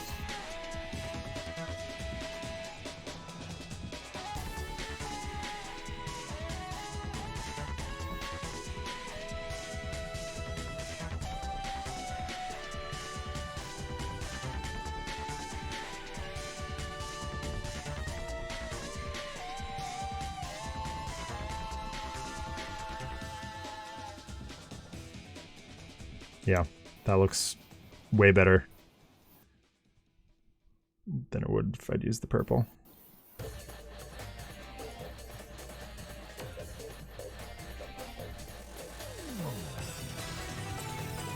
Dang it.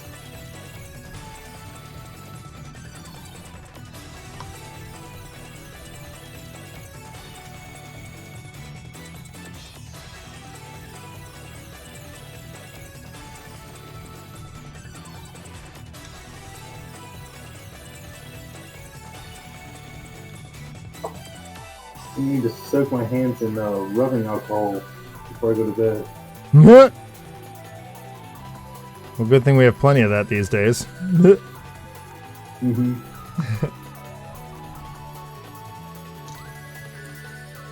Sanitizer joke, folks.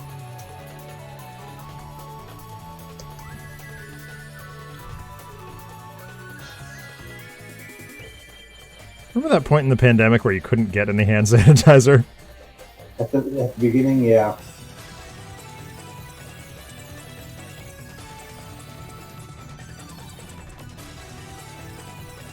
Boy, am I glad we've gotten past that bit.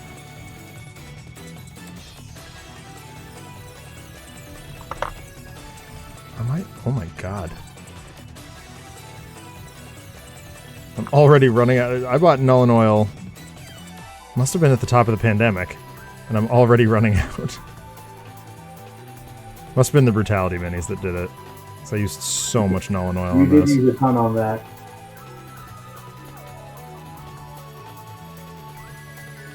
Looks like it's not slowing down, though. After that discovery that it works so well on these guys. To give them the look that I'm looking for.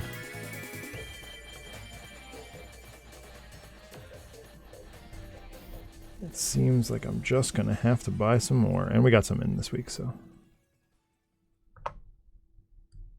Hopefully it's still there by the time I go back to the store in 2 weeks. And there it is. Thank you, RPD. The impromptu null and oil emote.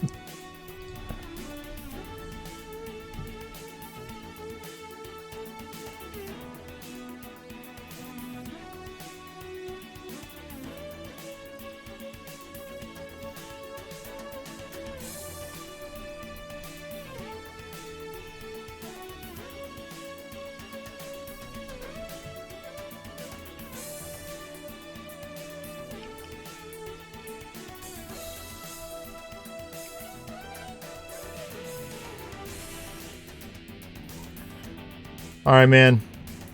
Yeah, you too. Have a great night and a great week. We'll talk to you real soon.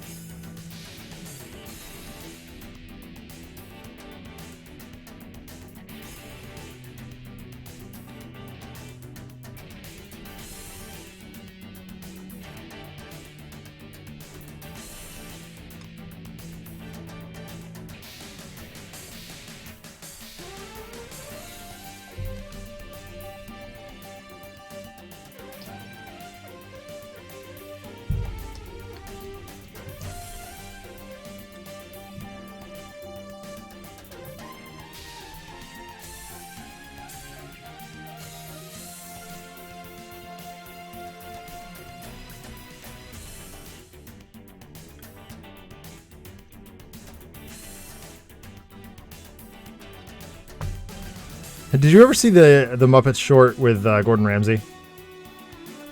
No. It's a chef battle between Swedish Chef and Gordon Ramsay. And Okay. Walter and Kermit are doing like whatever they do. And Sweetums becomes Gordon Ramsay's sous chef and does nothing but get in the way. Okay. It's extremely funny.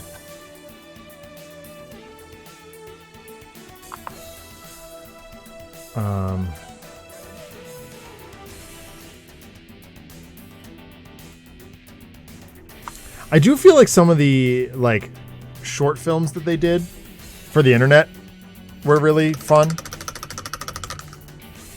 And I almost feel like that might be an out for the Muppets, is like just lean into the short films. Yeah. Sure, it's not going to make quite as much money, I suppose, but like...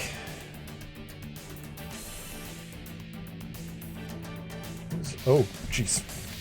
You don't need to see that.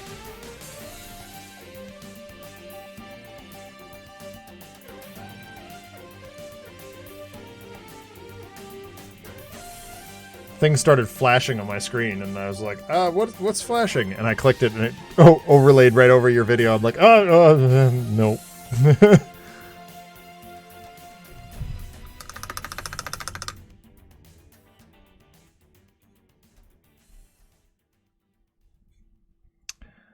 So I made it out of the underworld again in Hades yesterday. That felt good.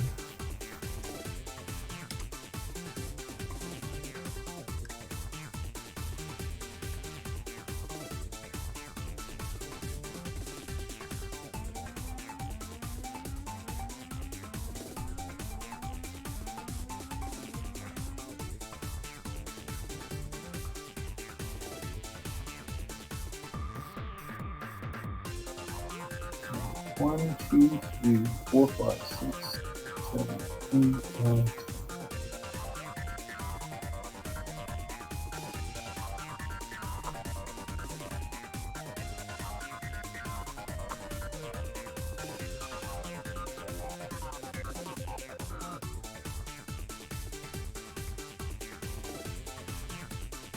Alright, there's first weird-haired colored boy.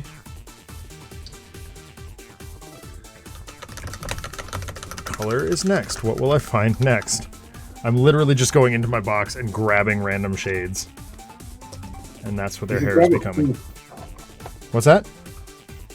You should grab a pink and make like a one of them deliberately like Bebop or something. So you mean the guy I just did? I guess. Oh, was he pink?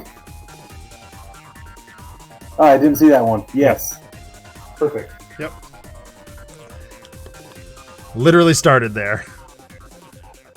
Guess I just have Bebop on the mind.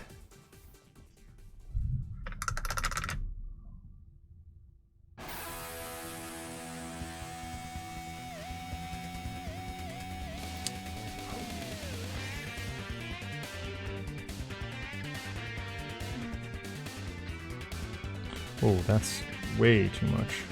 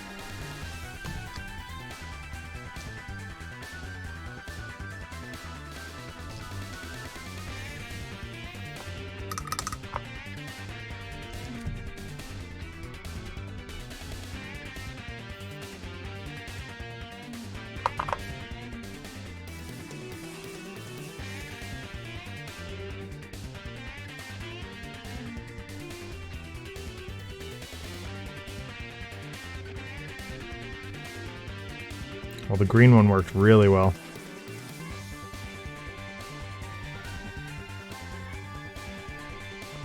I'm quite fond of that.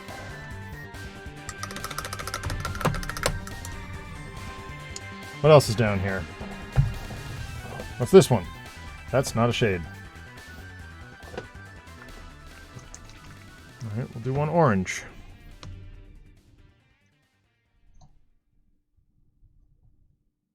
Yeah, this was a good call, Broody. Thank you. What? The different colored hairs? Different colored hairs, yeah.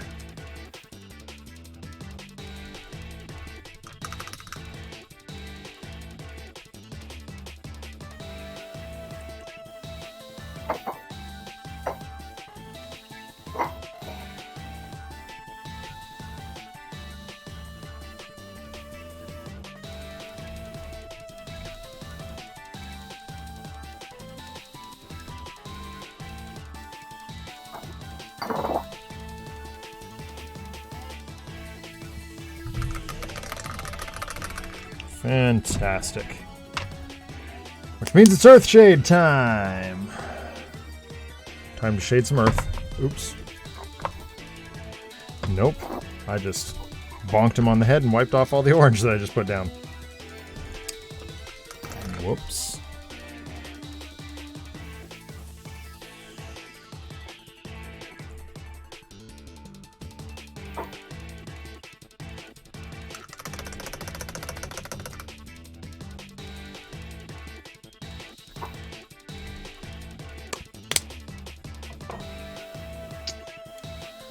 Earthshade.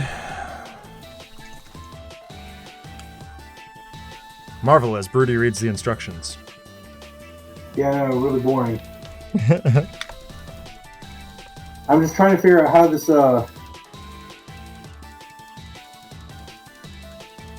they have like a hobby, like how to do things bit, including a little section on painting. And conveniently, this is the model I'm having trouble with. I'm just trying to figure out where, like, this gun and his radio antenna are supposed to attach. Oh. Because he doesn't have a backpack. Huh. Oh, for like the crying out rest of loud. them. So I'm assuming this looks like this just should snap in here. Maybe?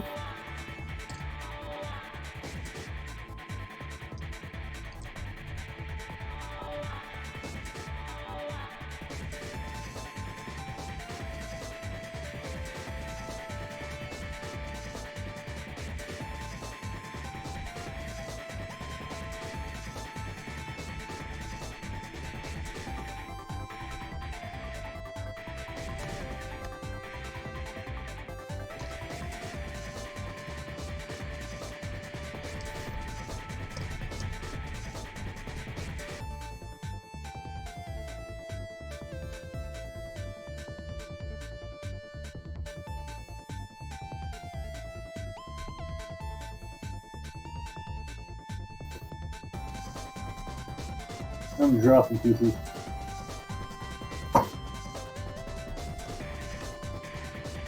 That's not good. I have lost many pieces to the infernal carpet in this office. One of which, actually, so I got a Forge World model for Chaos Dwarfs a while back. The cat knocked it off the table, and the ear is now lost forever in the carpet. Nice. I had to sculpt it completely out of green stuff, and it came out perfectly, but like...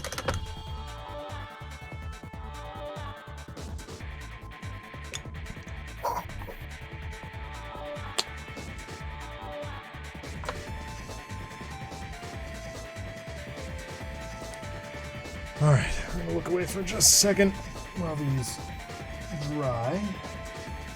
And stuff some trail mix in my face.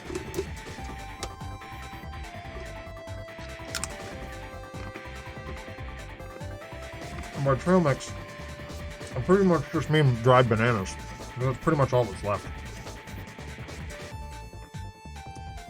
Bananas are delicious. They are.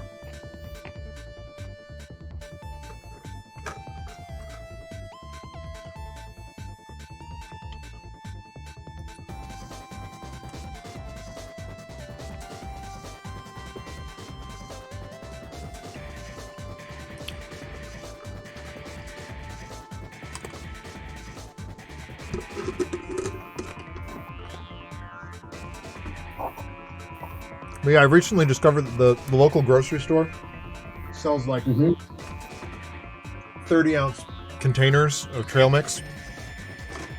Okay. Which is brilliant for when I'm like playing D&D or whatever at my computer.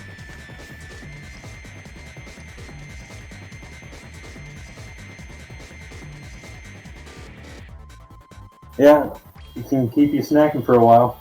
Exactly.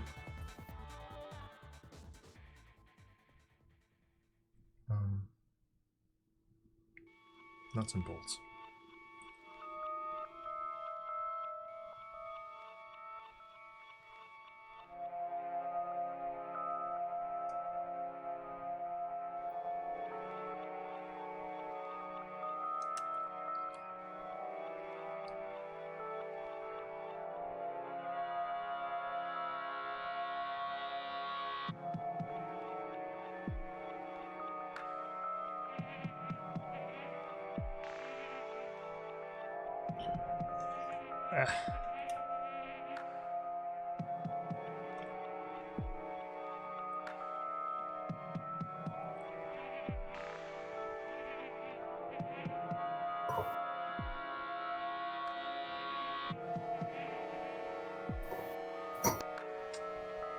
These are almost sets. We're almost there. These are probably the most uncomplicated Batman minis we've done so far. I'll put them back on camera so these people can see them while we're waiting. While we're watching paint dry. Literally watching paint dry at the moment.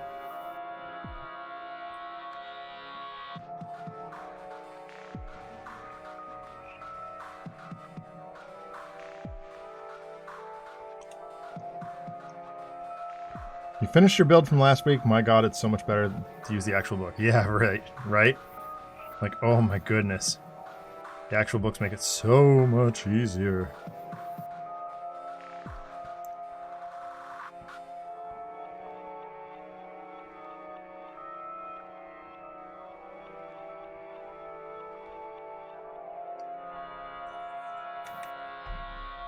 And good for you, RPD. Making progress. That's what we want to see. It's its own special kind of learning and growing.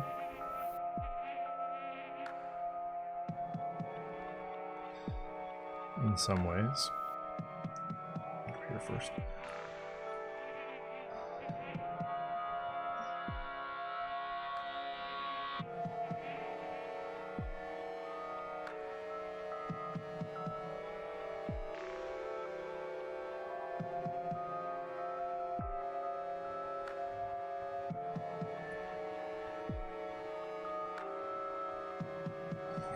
All right. How we doing? How we doing? Nolan oil still a little damp here. A few more seconds, these will be. Whoops.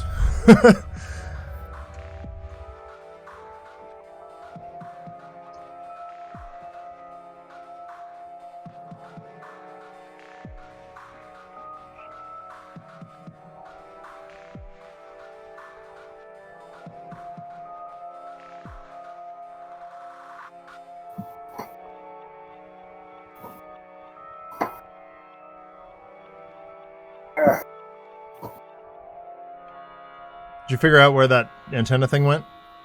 I did, and I dropped it again. Oh no!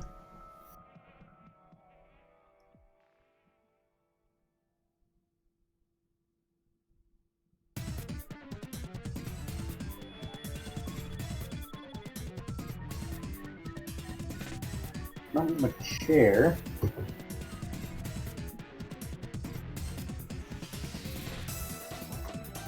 Oh my goodness.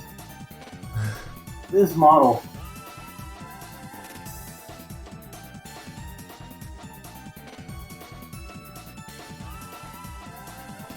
There it is.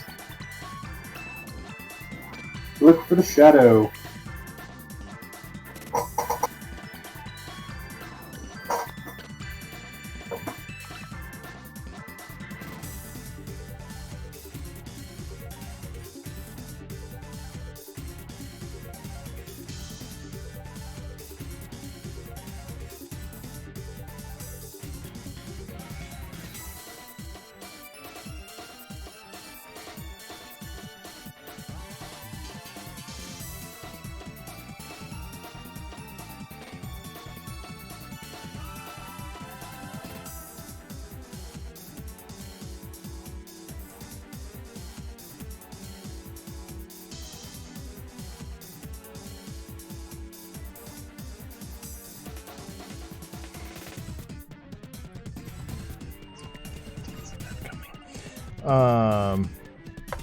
If I can't overcome my chronic problem with not having enough villains, I'll bring back RPD SCRPG BD for 1 or 2 if the book doesn't cooperate nights only. Right on. Oh, the Dead by Daylight bit. Yeah, that was funny.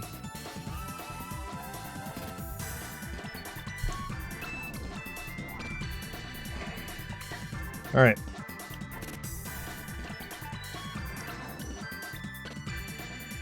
I will say, to this model's credit, the muscle definition is very, like, pronounced. And I like that.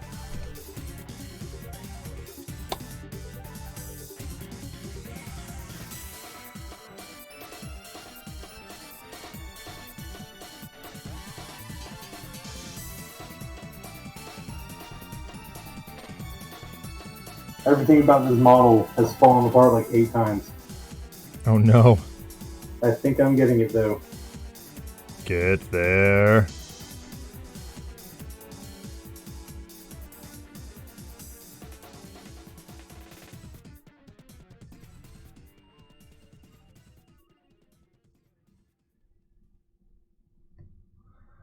I believe.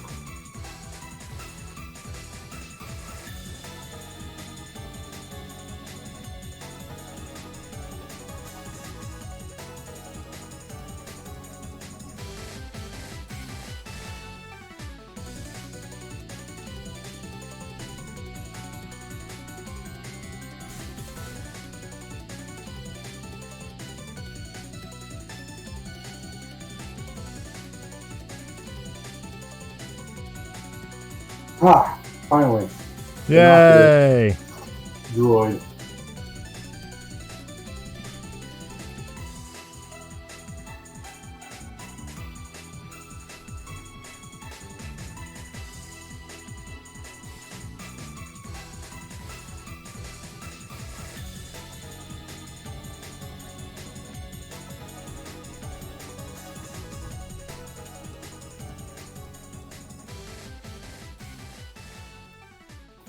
Mind.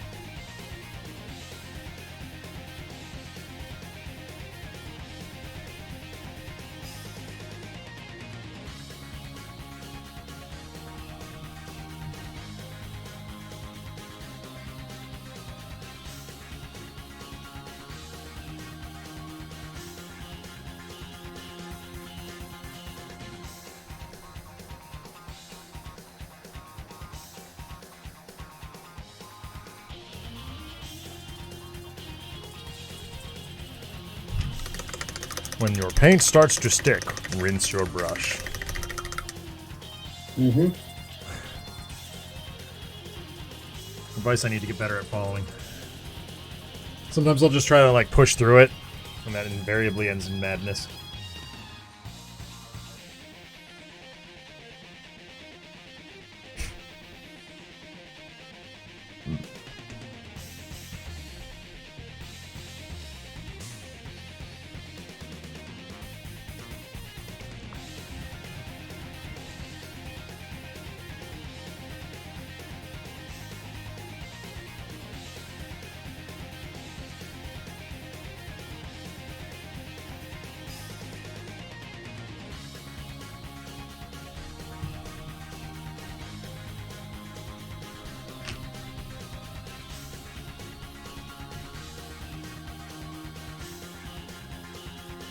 How many boxes of battle droids did you buy? No, this is just one.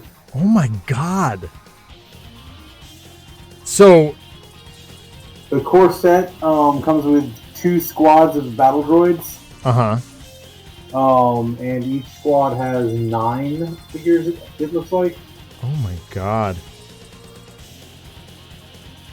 Well, let it never be said that the EV on Star Wars Legion is underwhelming. That's freaking fantastic, dude. The what? The EV? Expected value.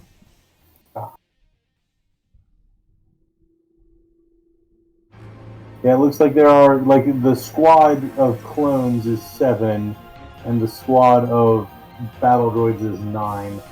My gosh, that's super cool. Yeah, I am. I'm doing chavs. Chavs with chains tonight. Oh, don't stick to my Hey, Adam, fingers. how you doing? Glad to see you.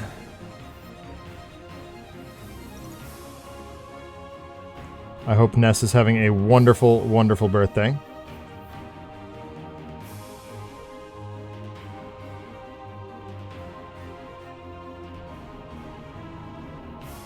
How awesome was that steak earlier? Oh my goodness. She's in bed now, but it was great. Yeah. That's good to hear. That's very good to hear. That's so cool, man. My wife was like very confused. She's like, "Do people actually?" As you know, she's a vegetarian. Do people actually just eat steak? Doesn't it usually go in things? I'm like, no, no. Steak is most often and best served kind of on its own. Although often accompanied by side dishes, and in your case, scallops. No, I've definitely told myself to go to bed, RPD, but I have not told Broody tonight. You working on anything tonight, Adam? You doing any painting yourself?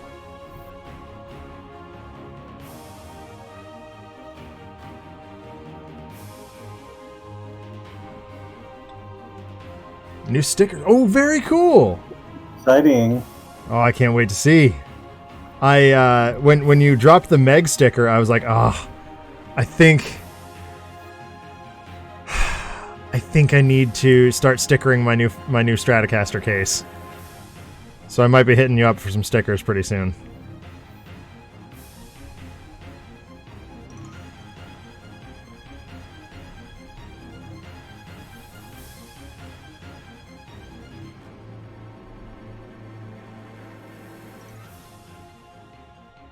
Oops, I slept a little bit. There we go, taken care of.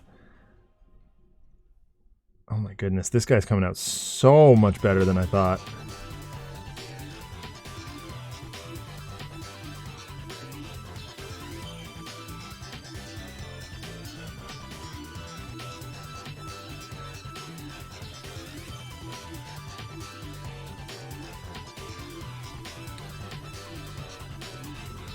Oh, really?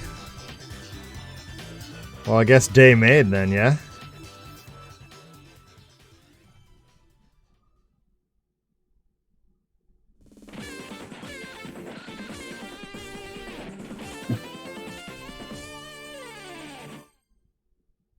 Drunk on what, by the way? Good question. It was dry aged 2 weeks, done in her new grill, so if it wasn't perfect, it could have... Oh yeah, absolutely. I can see that going very badly the other direction.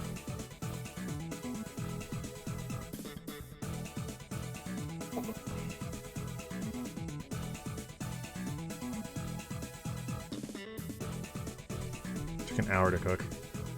My god. Alright, Broody, what do you think about this guy? In terms of musculature. He looks thoroughly ripped. Okay, good. Still got another coat of flesh to go down, but we'll get there. We'll burn that bridge when we cross it. And I just smacked my mic again for the second time this time. At least it's not falling off the counter this time.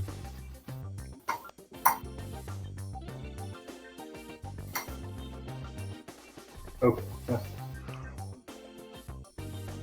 Yeah, that's terrific. So good to hear.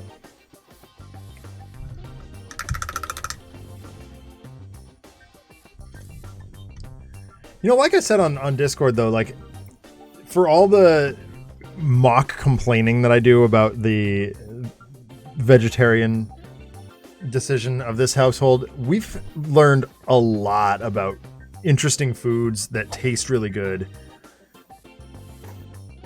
I was saying to Broody earlier in the show, like, it's...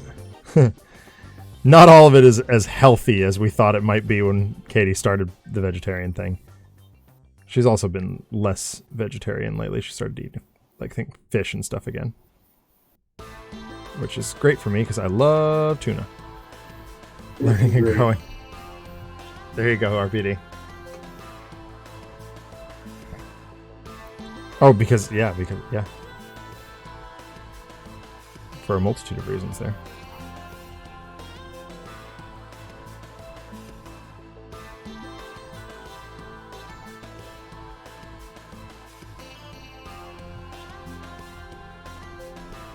I am not the biggest fan of salmon.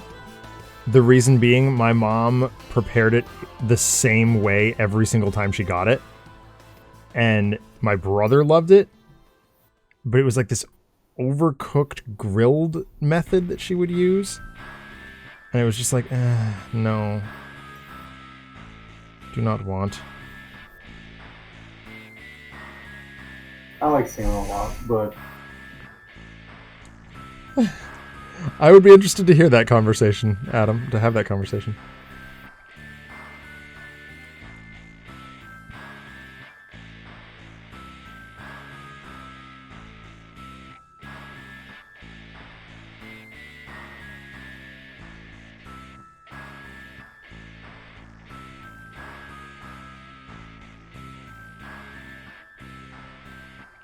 At some point. Yep. I agree with you, RPD.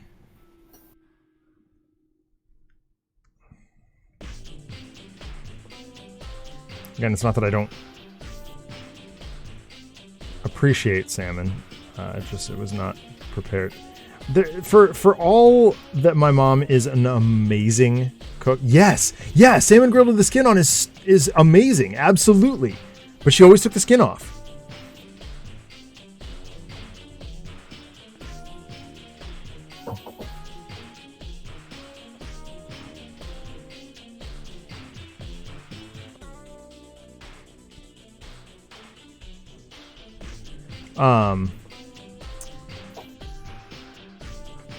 I forget what I was saying. Slippery little devils.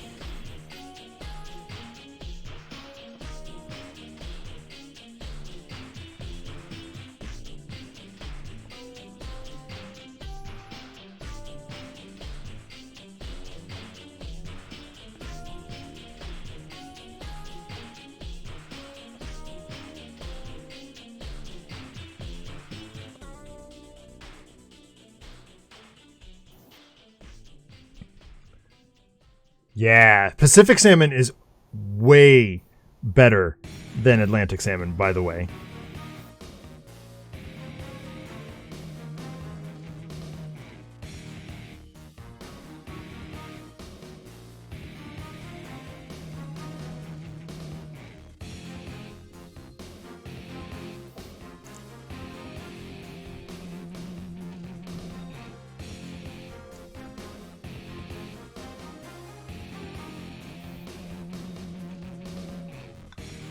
Yeah, that's definitely...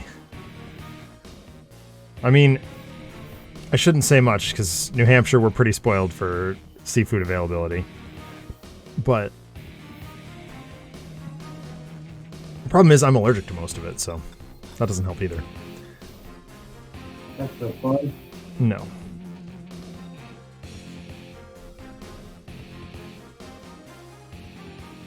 Oh, boy.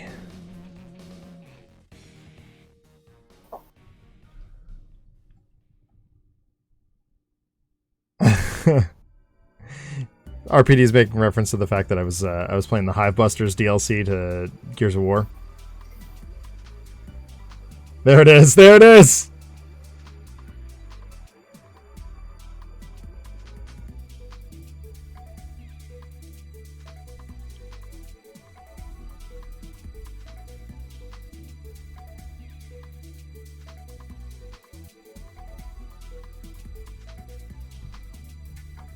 Here it is. Here we go. How much of this song can RPD and Adam riff in chat? All of it. Probably.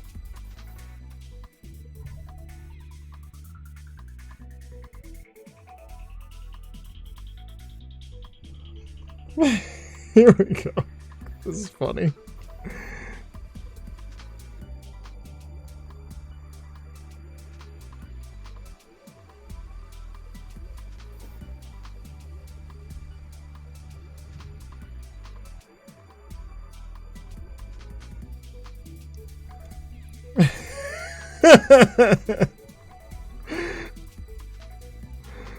Oh, this is wonderful.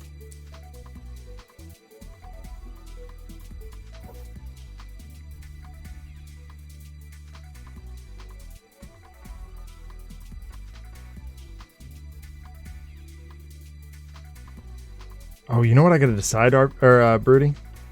What's that? What hockey jersey do I wear when I go skating tomorrow? All of them. That seems excessive.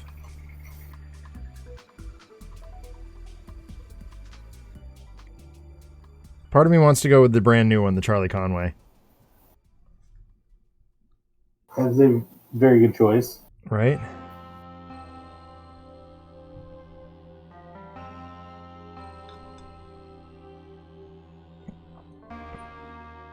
But at the same time, like, the Cthulhu jersey hasn't come out. None of my jerseys have come out this year, so. Because, you know, all the S in the world. Ooh, brush is sticky again.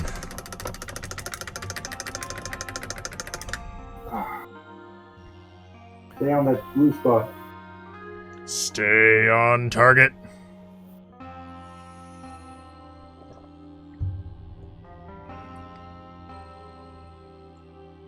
I've got 3 more droids. All right. I will continue painting chavs until you are done with your droids.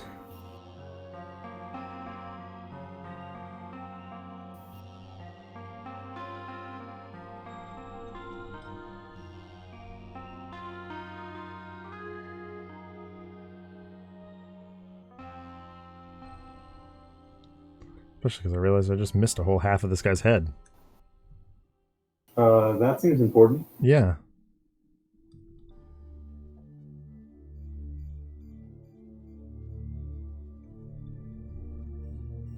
Alright, I have rectified that situation.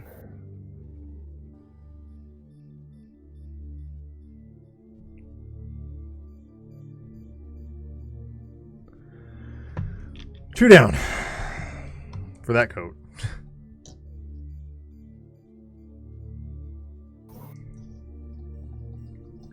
Two to go. Get in there.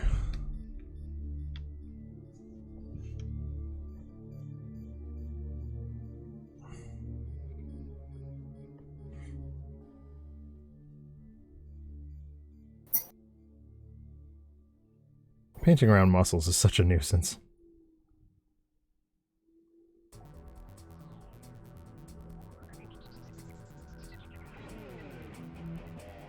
Like, important nuisance, but a nuisance nonetheless.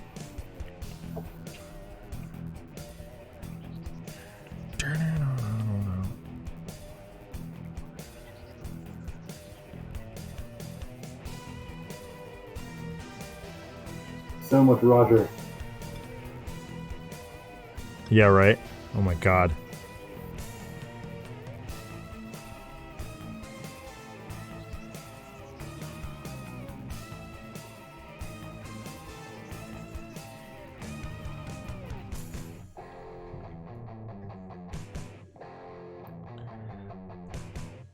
So this is the first time painting these Gotham City Chronicles minis that I've done just the entire squad basically exactly the same. Difference factor being the hair color.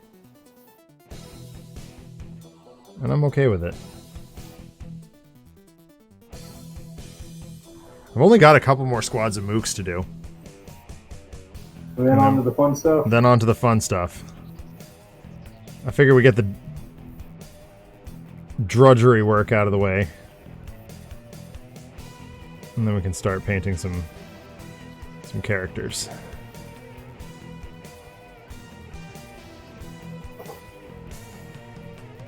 I've got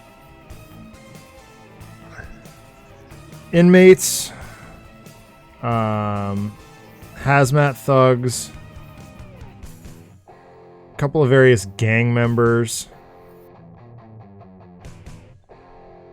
and that's about it, I think.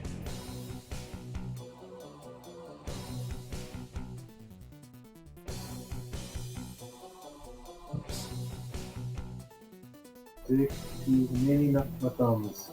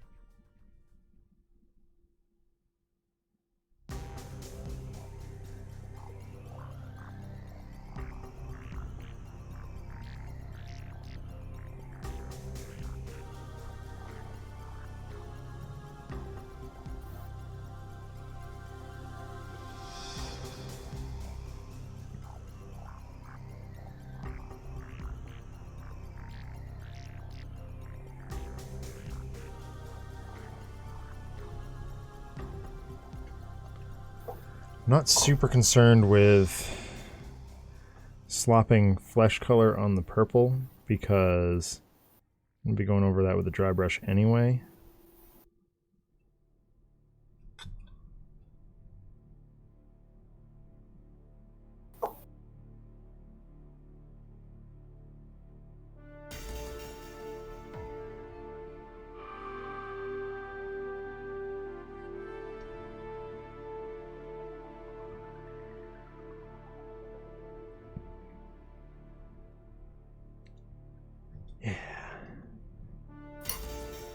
There we go.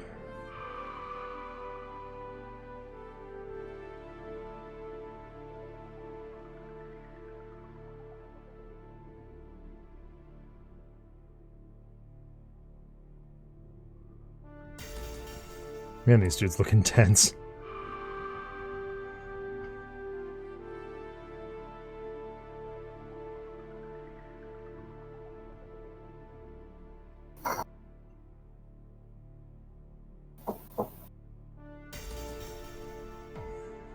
Brush is starting to stick. Rinsey rinse.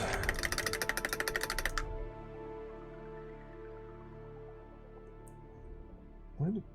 Uh-oh. Again with this? Alright. One of these days you'd think I'd learn to not put my brush cap exactly where it's going to stick to my hand and then subsequently fall on the floor. That would make too much sense. Right? That's oh my gosh, hiccups again. That's too much learning and growing.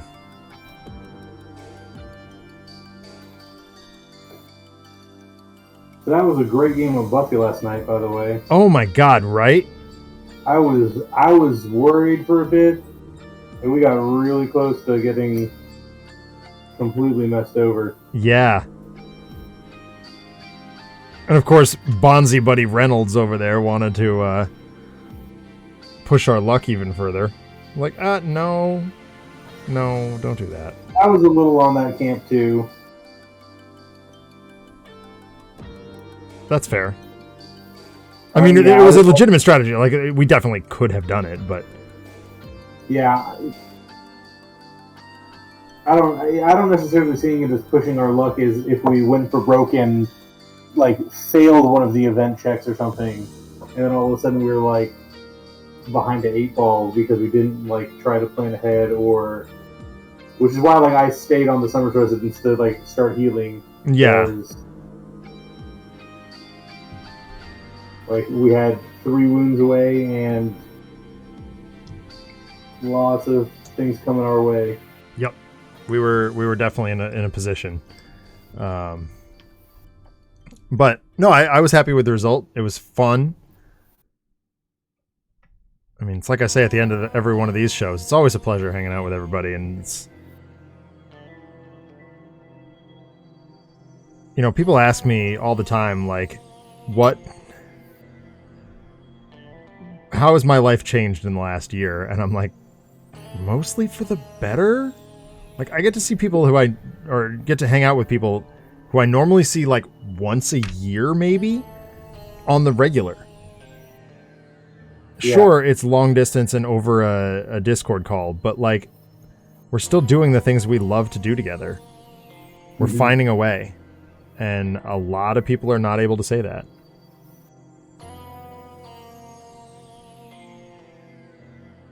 My therapist talks to me all the time about, like, what's the next best thing that you could be doing? And if this is the next best thing, then it's not too bad. We're doing okay. Yeah.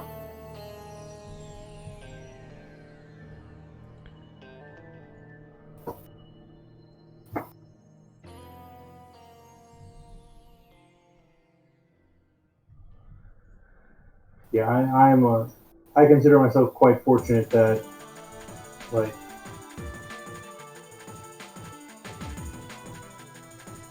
I still get to go into work. Yep. Yeah. As a teacher, I I can definitely agree with it. Agree with you there. I enjoy what I do, and I look forward to going to work every day. Mm-hmm.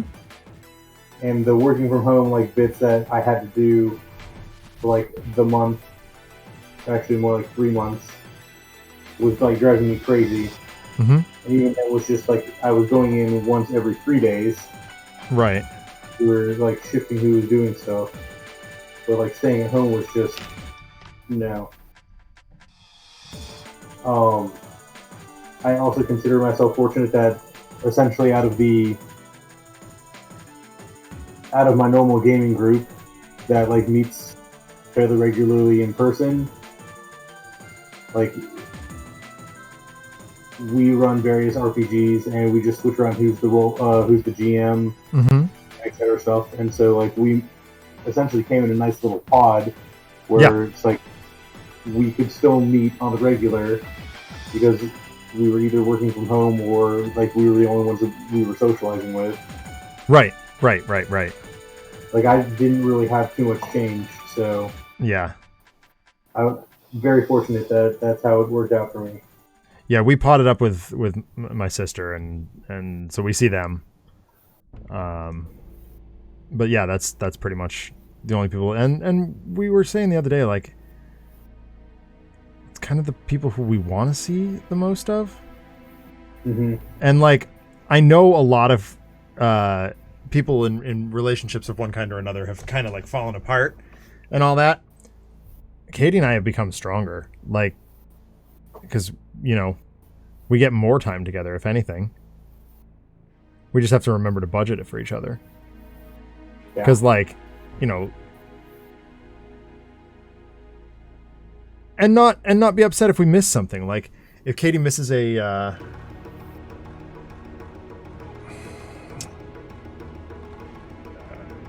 video she wants to watch or something like that, or if I miss a game with you guys, it's fine, because we've done something to improve our lives in other ways. RPD has added to the Buffy discussion, and somehow I missed it. His prediction of the Master being the only villain to take more than one try still stands. Yep, that's so far very true. But I think once we figured the game out, it's become a little bit easier.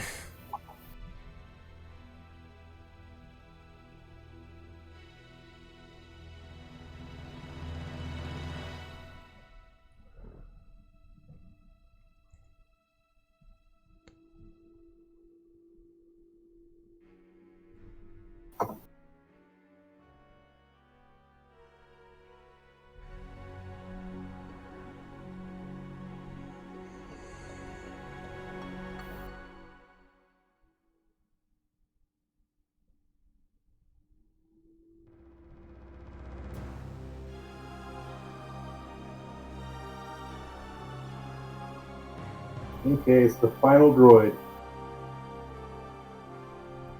The race is on. Do you finish that final droid first, or do I finish this flesh layer?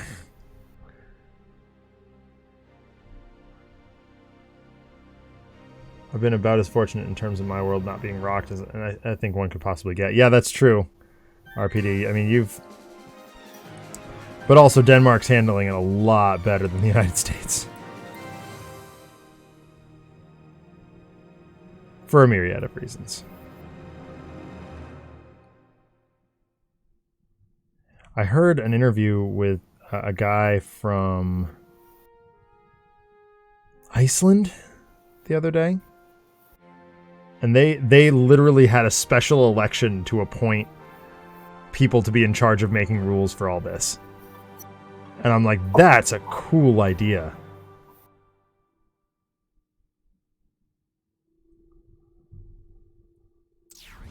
I won't say in one way or another if I feel like it's the right idea, but it's a cool idea.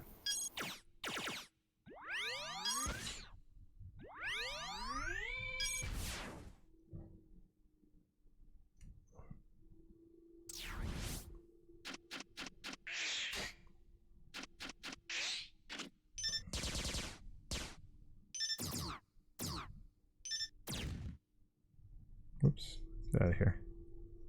What are you doing? All right. I think that guy, in all his muscle-bound whack job glory, is all set.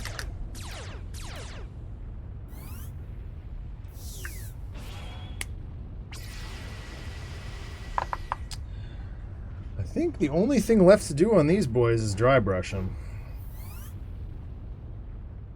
These guys were pretty straightforward, all things being equal.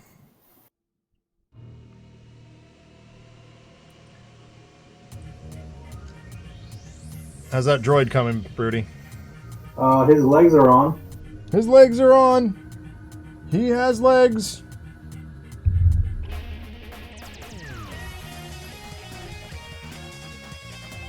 Tricky part is he's just getting these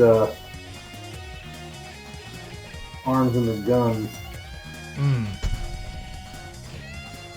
Because all of them are holding their weapons with both hands. Right. And so getting the arms at the right angles for the shoulder sockets and frustrating. I hear you.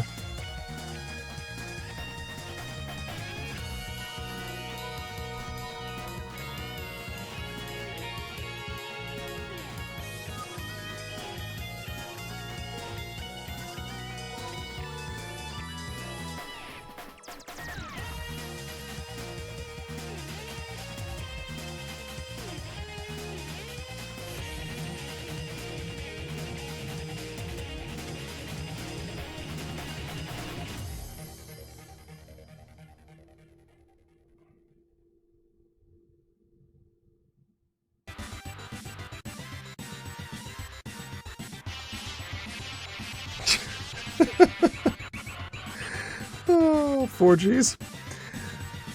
4Gs is gloating on Discord that he has fiber internet. Huh? Colin. He's got fiber internet? He's got fiber internet, and he has to gloat about it every now and again. He's quite fond of doing that.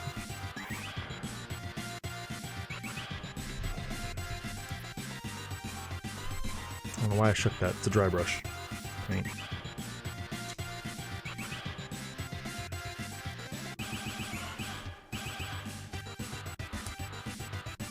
Oh, it's the Turtles music, Broody. Must be an omen. I think that means our game tomorrow is going to go good. Go well. Go well. Go well. Get your grammar correct, dummy. If we're taking out Krang and stopping the Technodrome, we're doing good also. What's that? If we take out Krang and stop the Technodrome, we're doing good also. Yeah. That is true.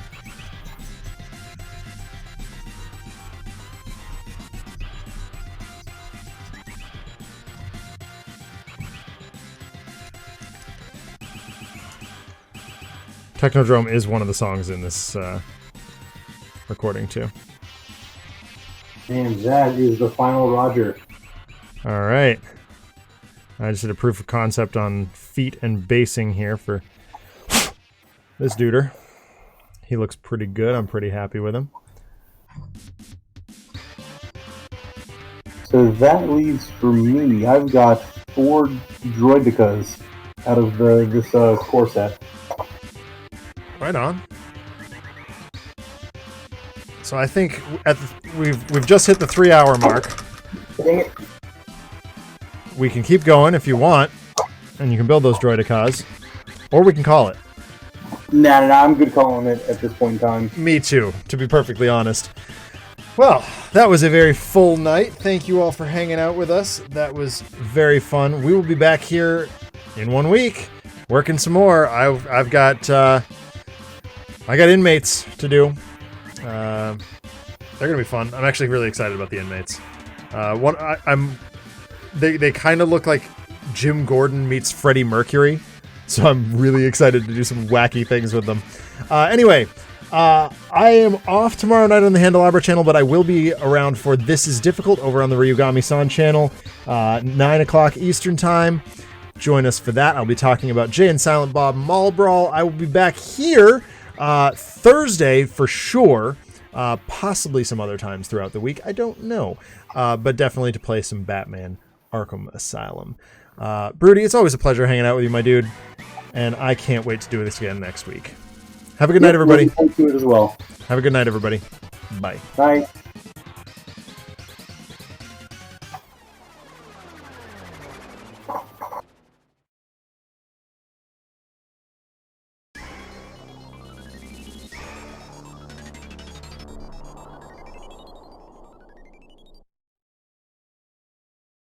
Prehistoric pterosaur.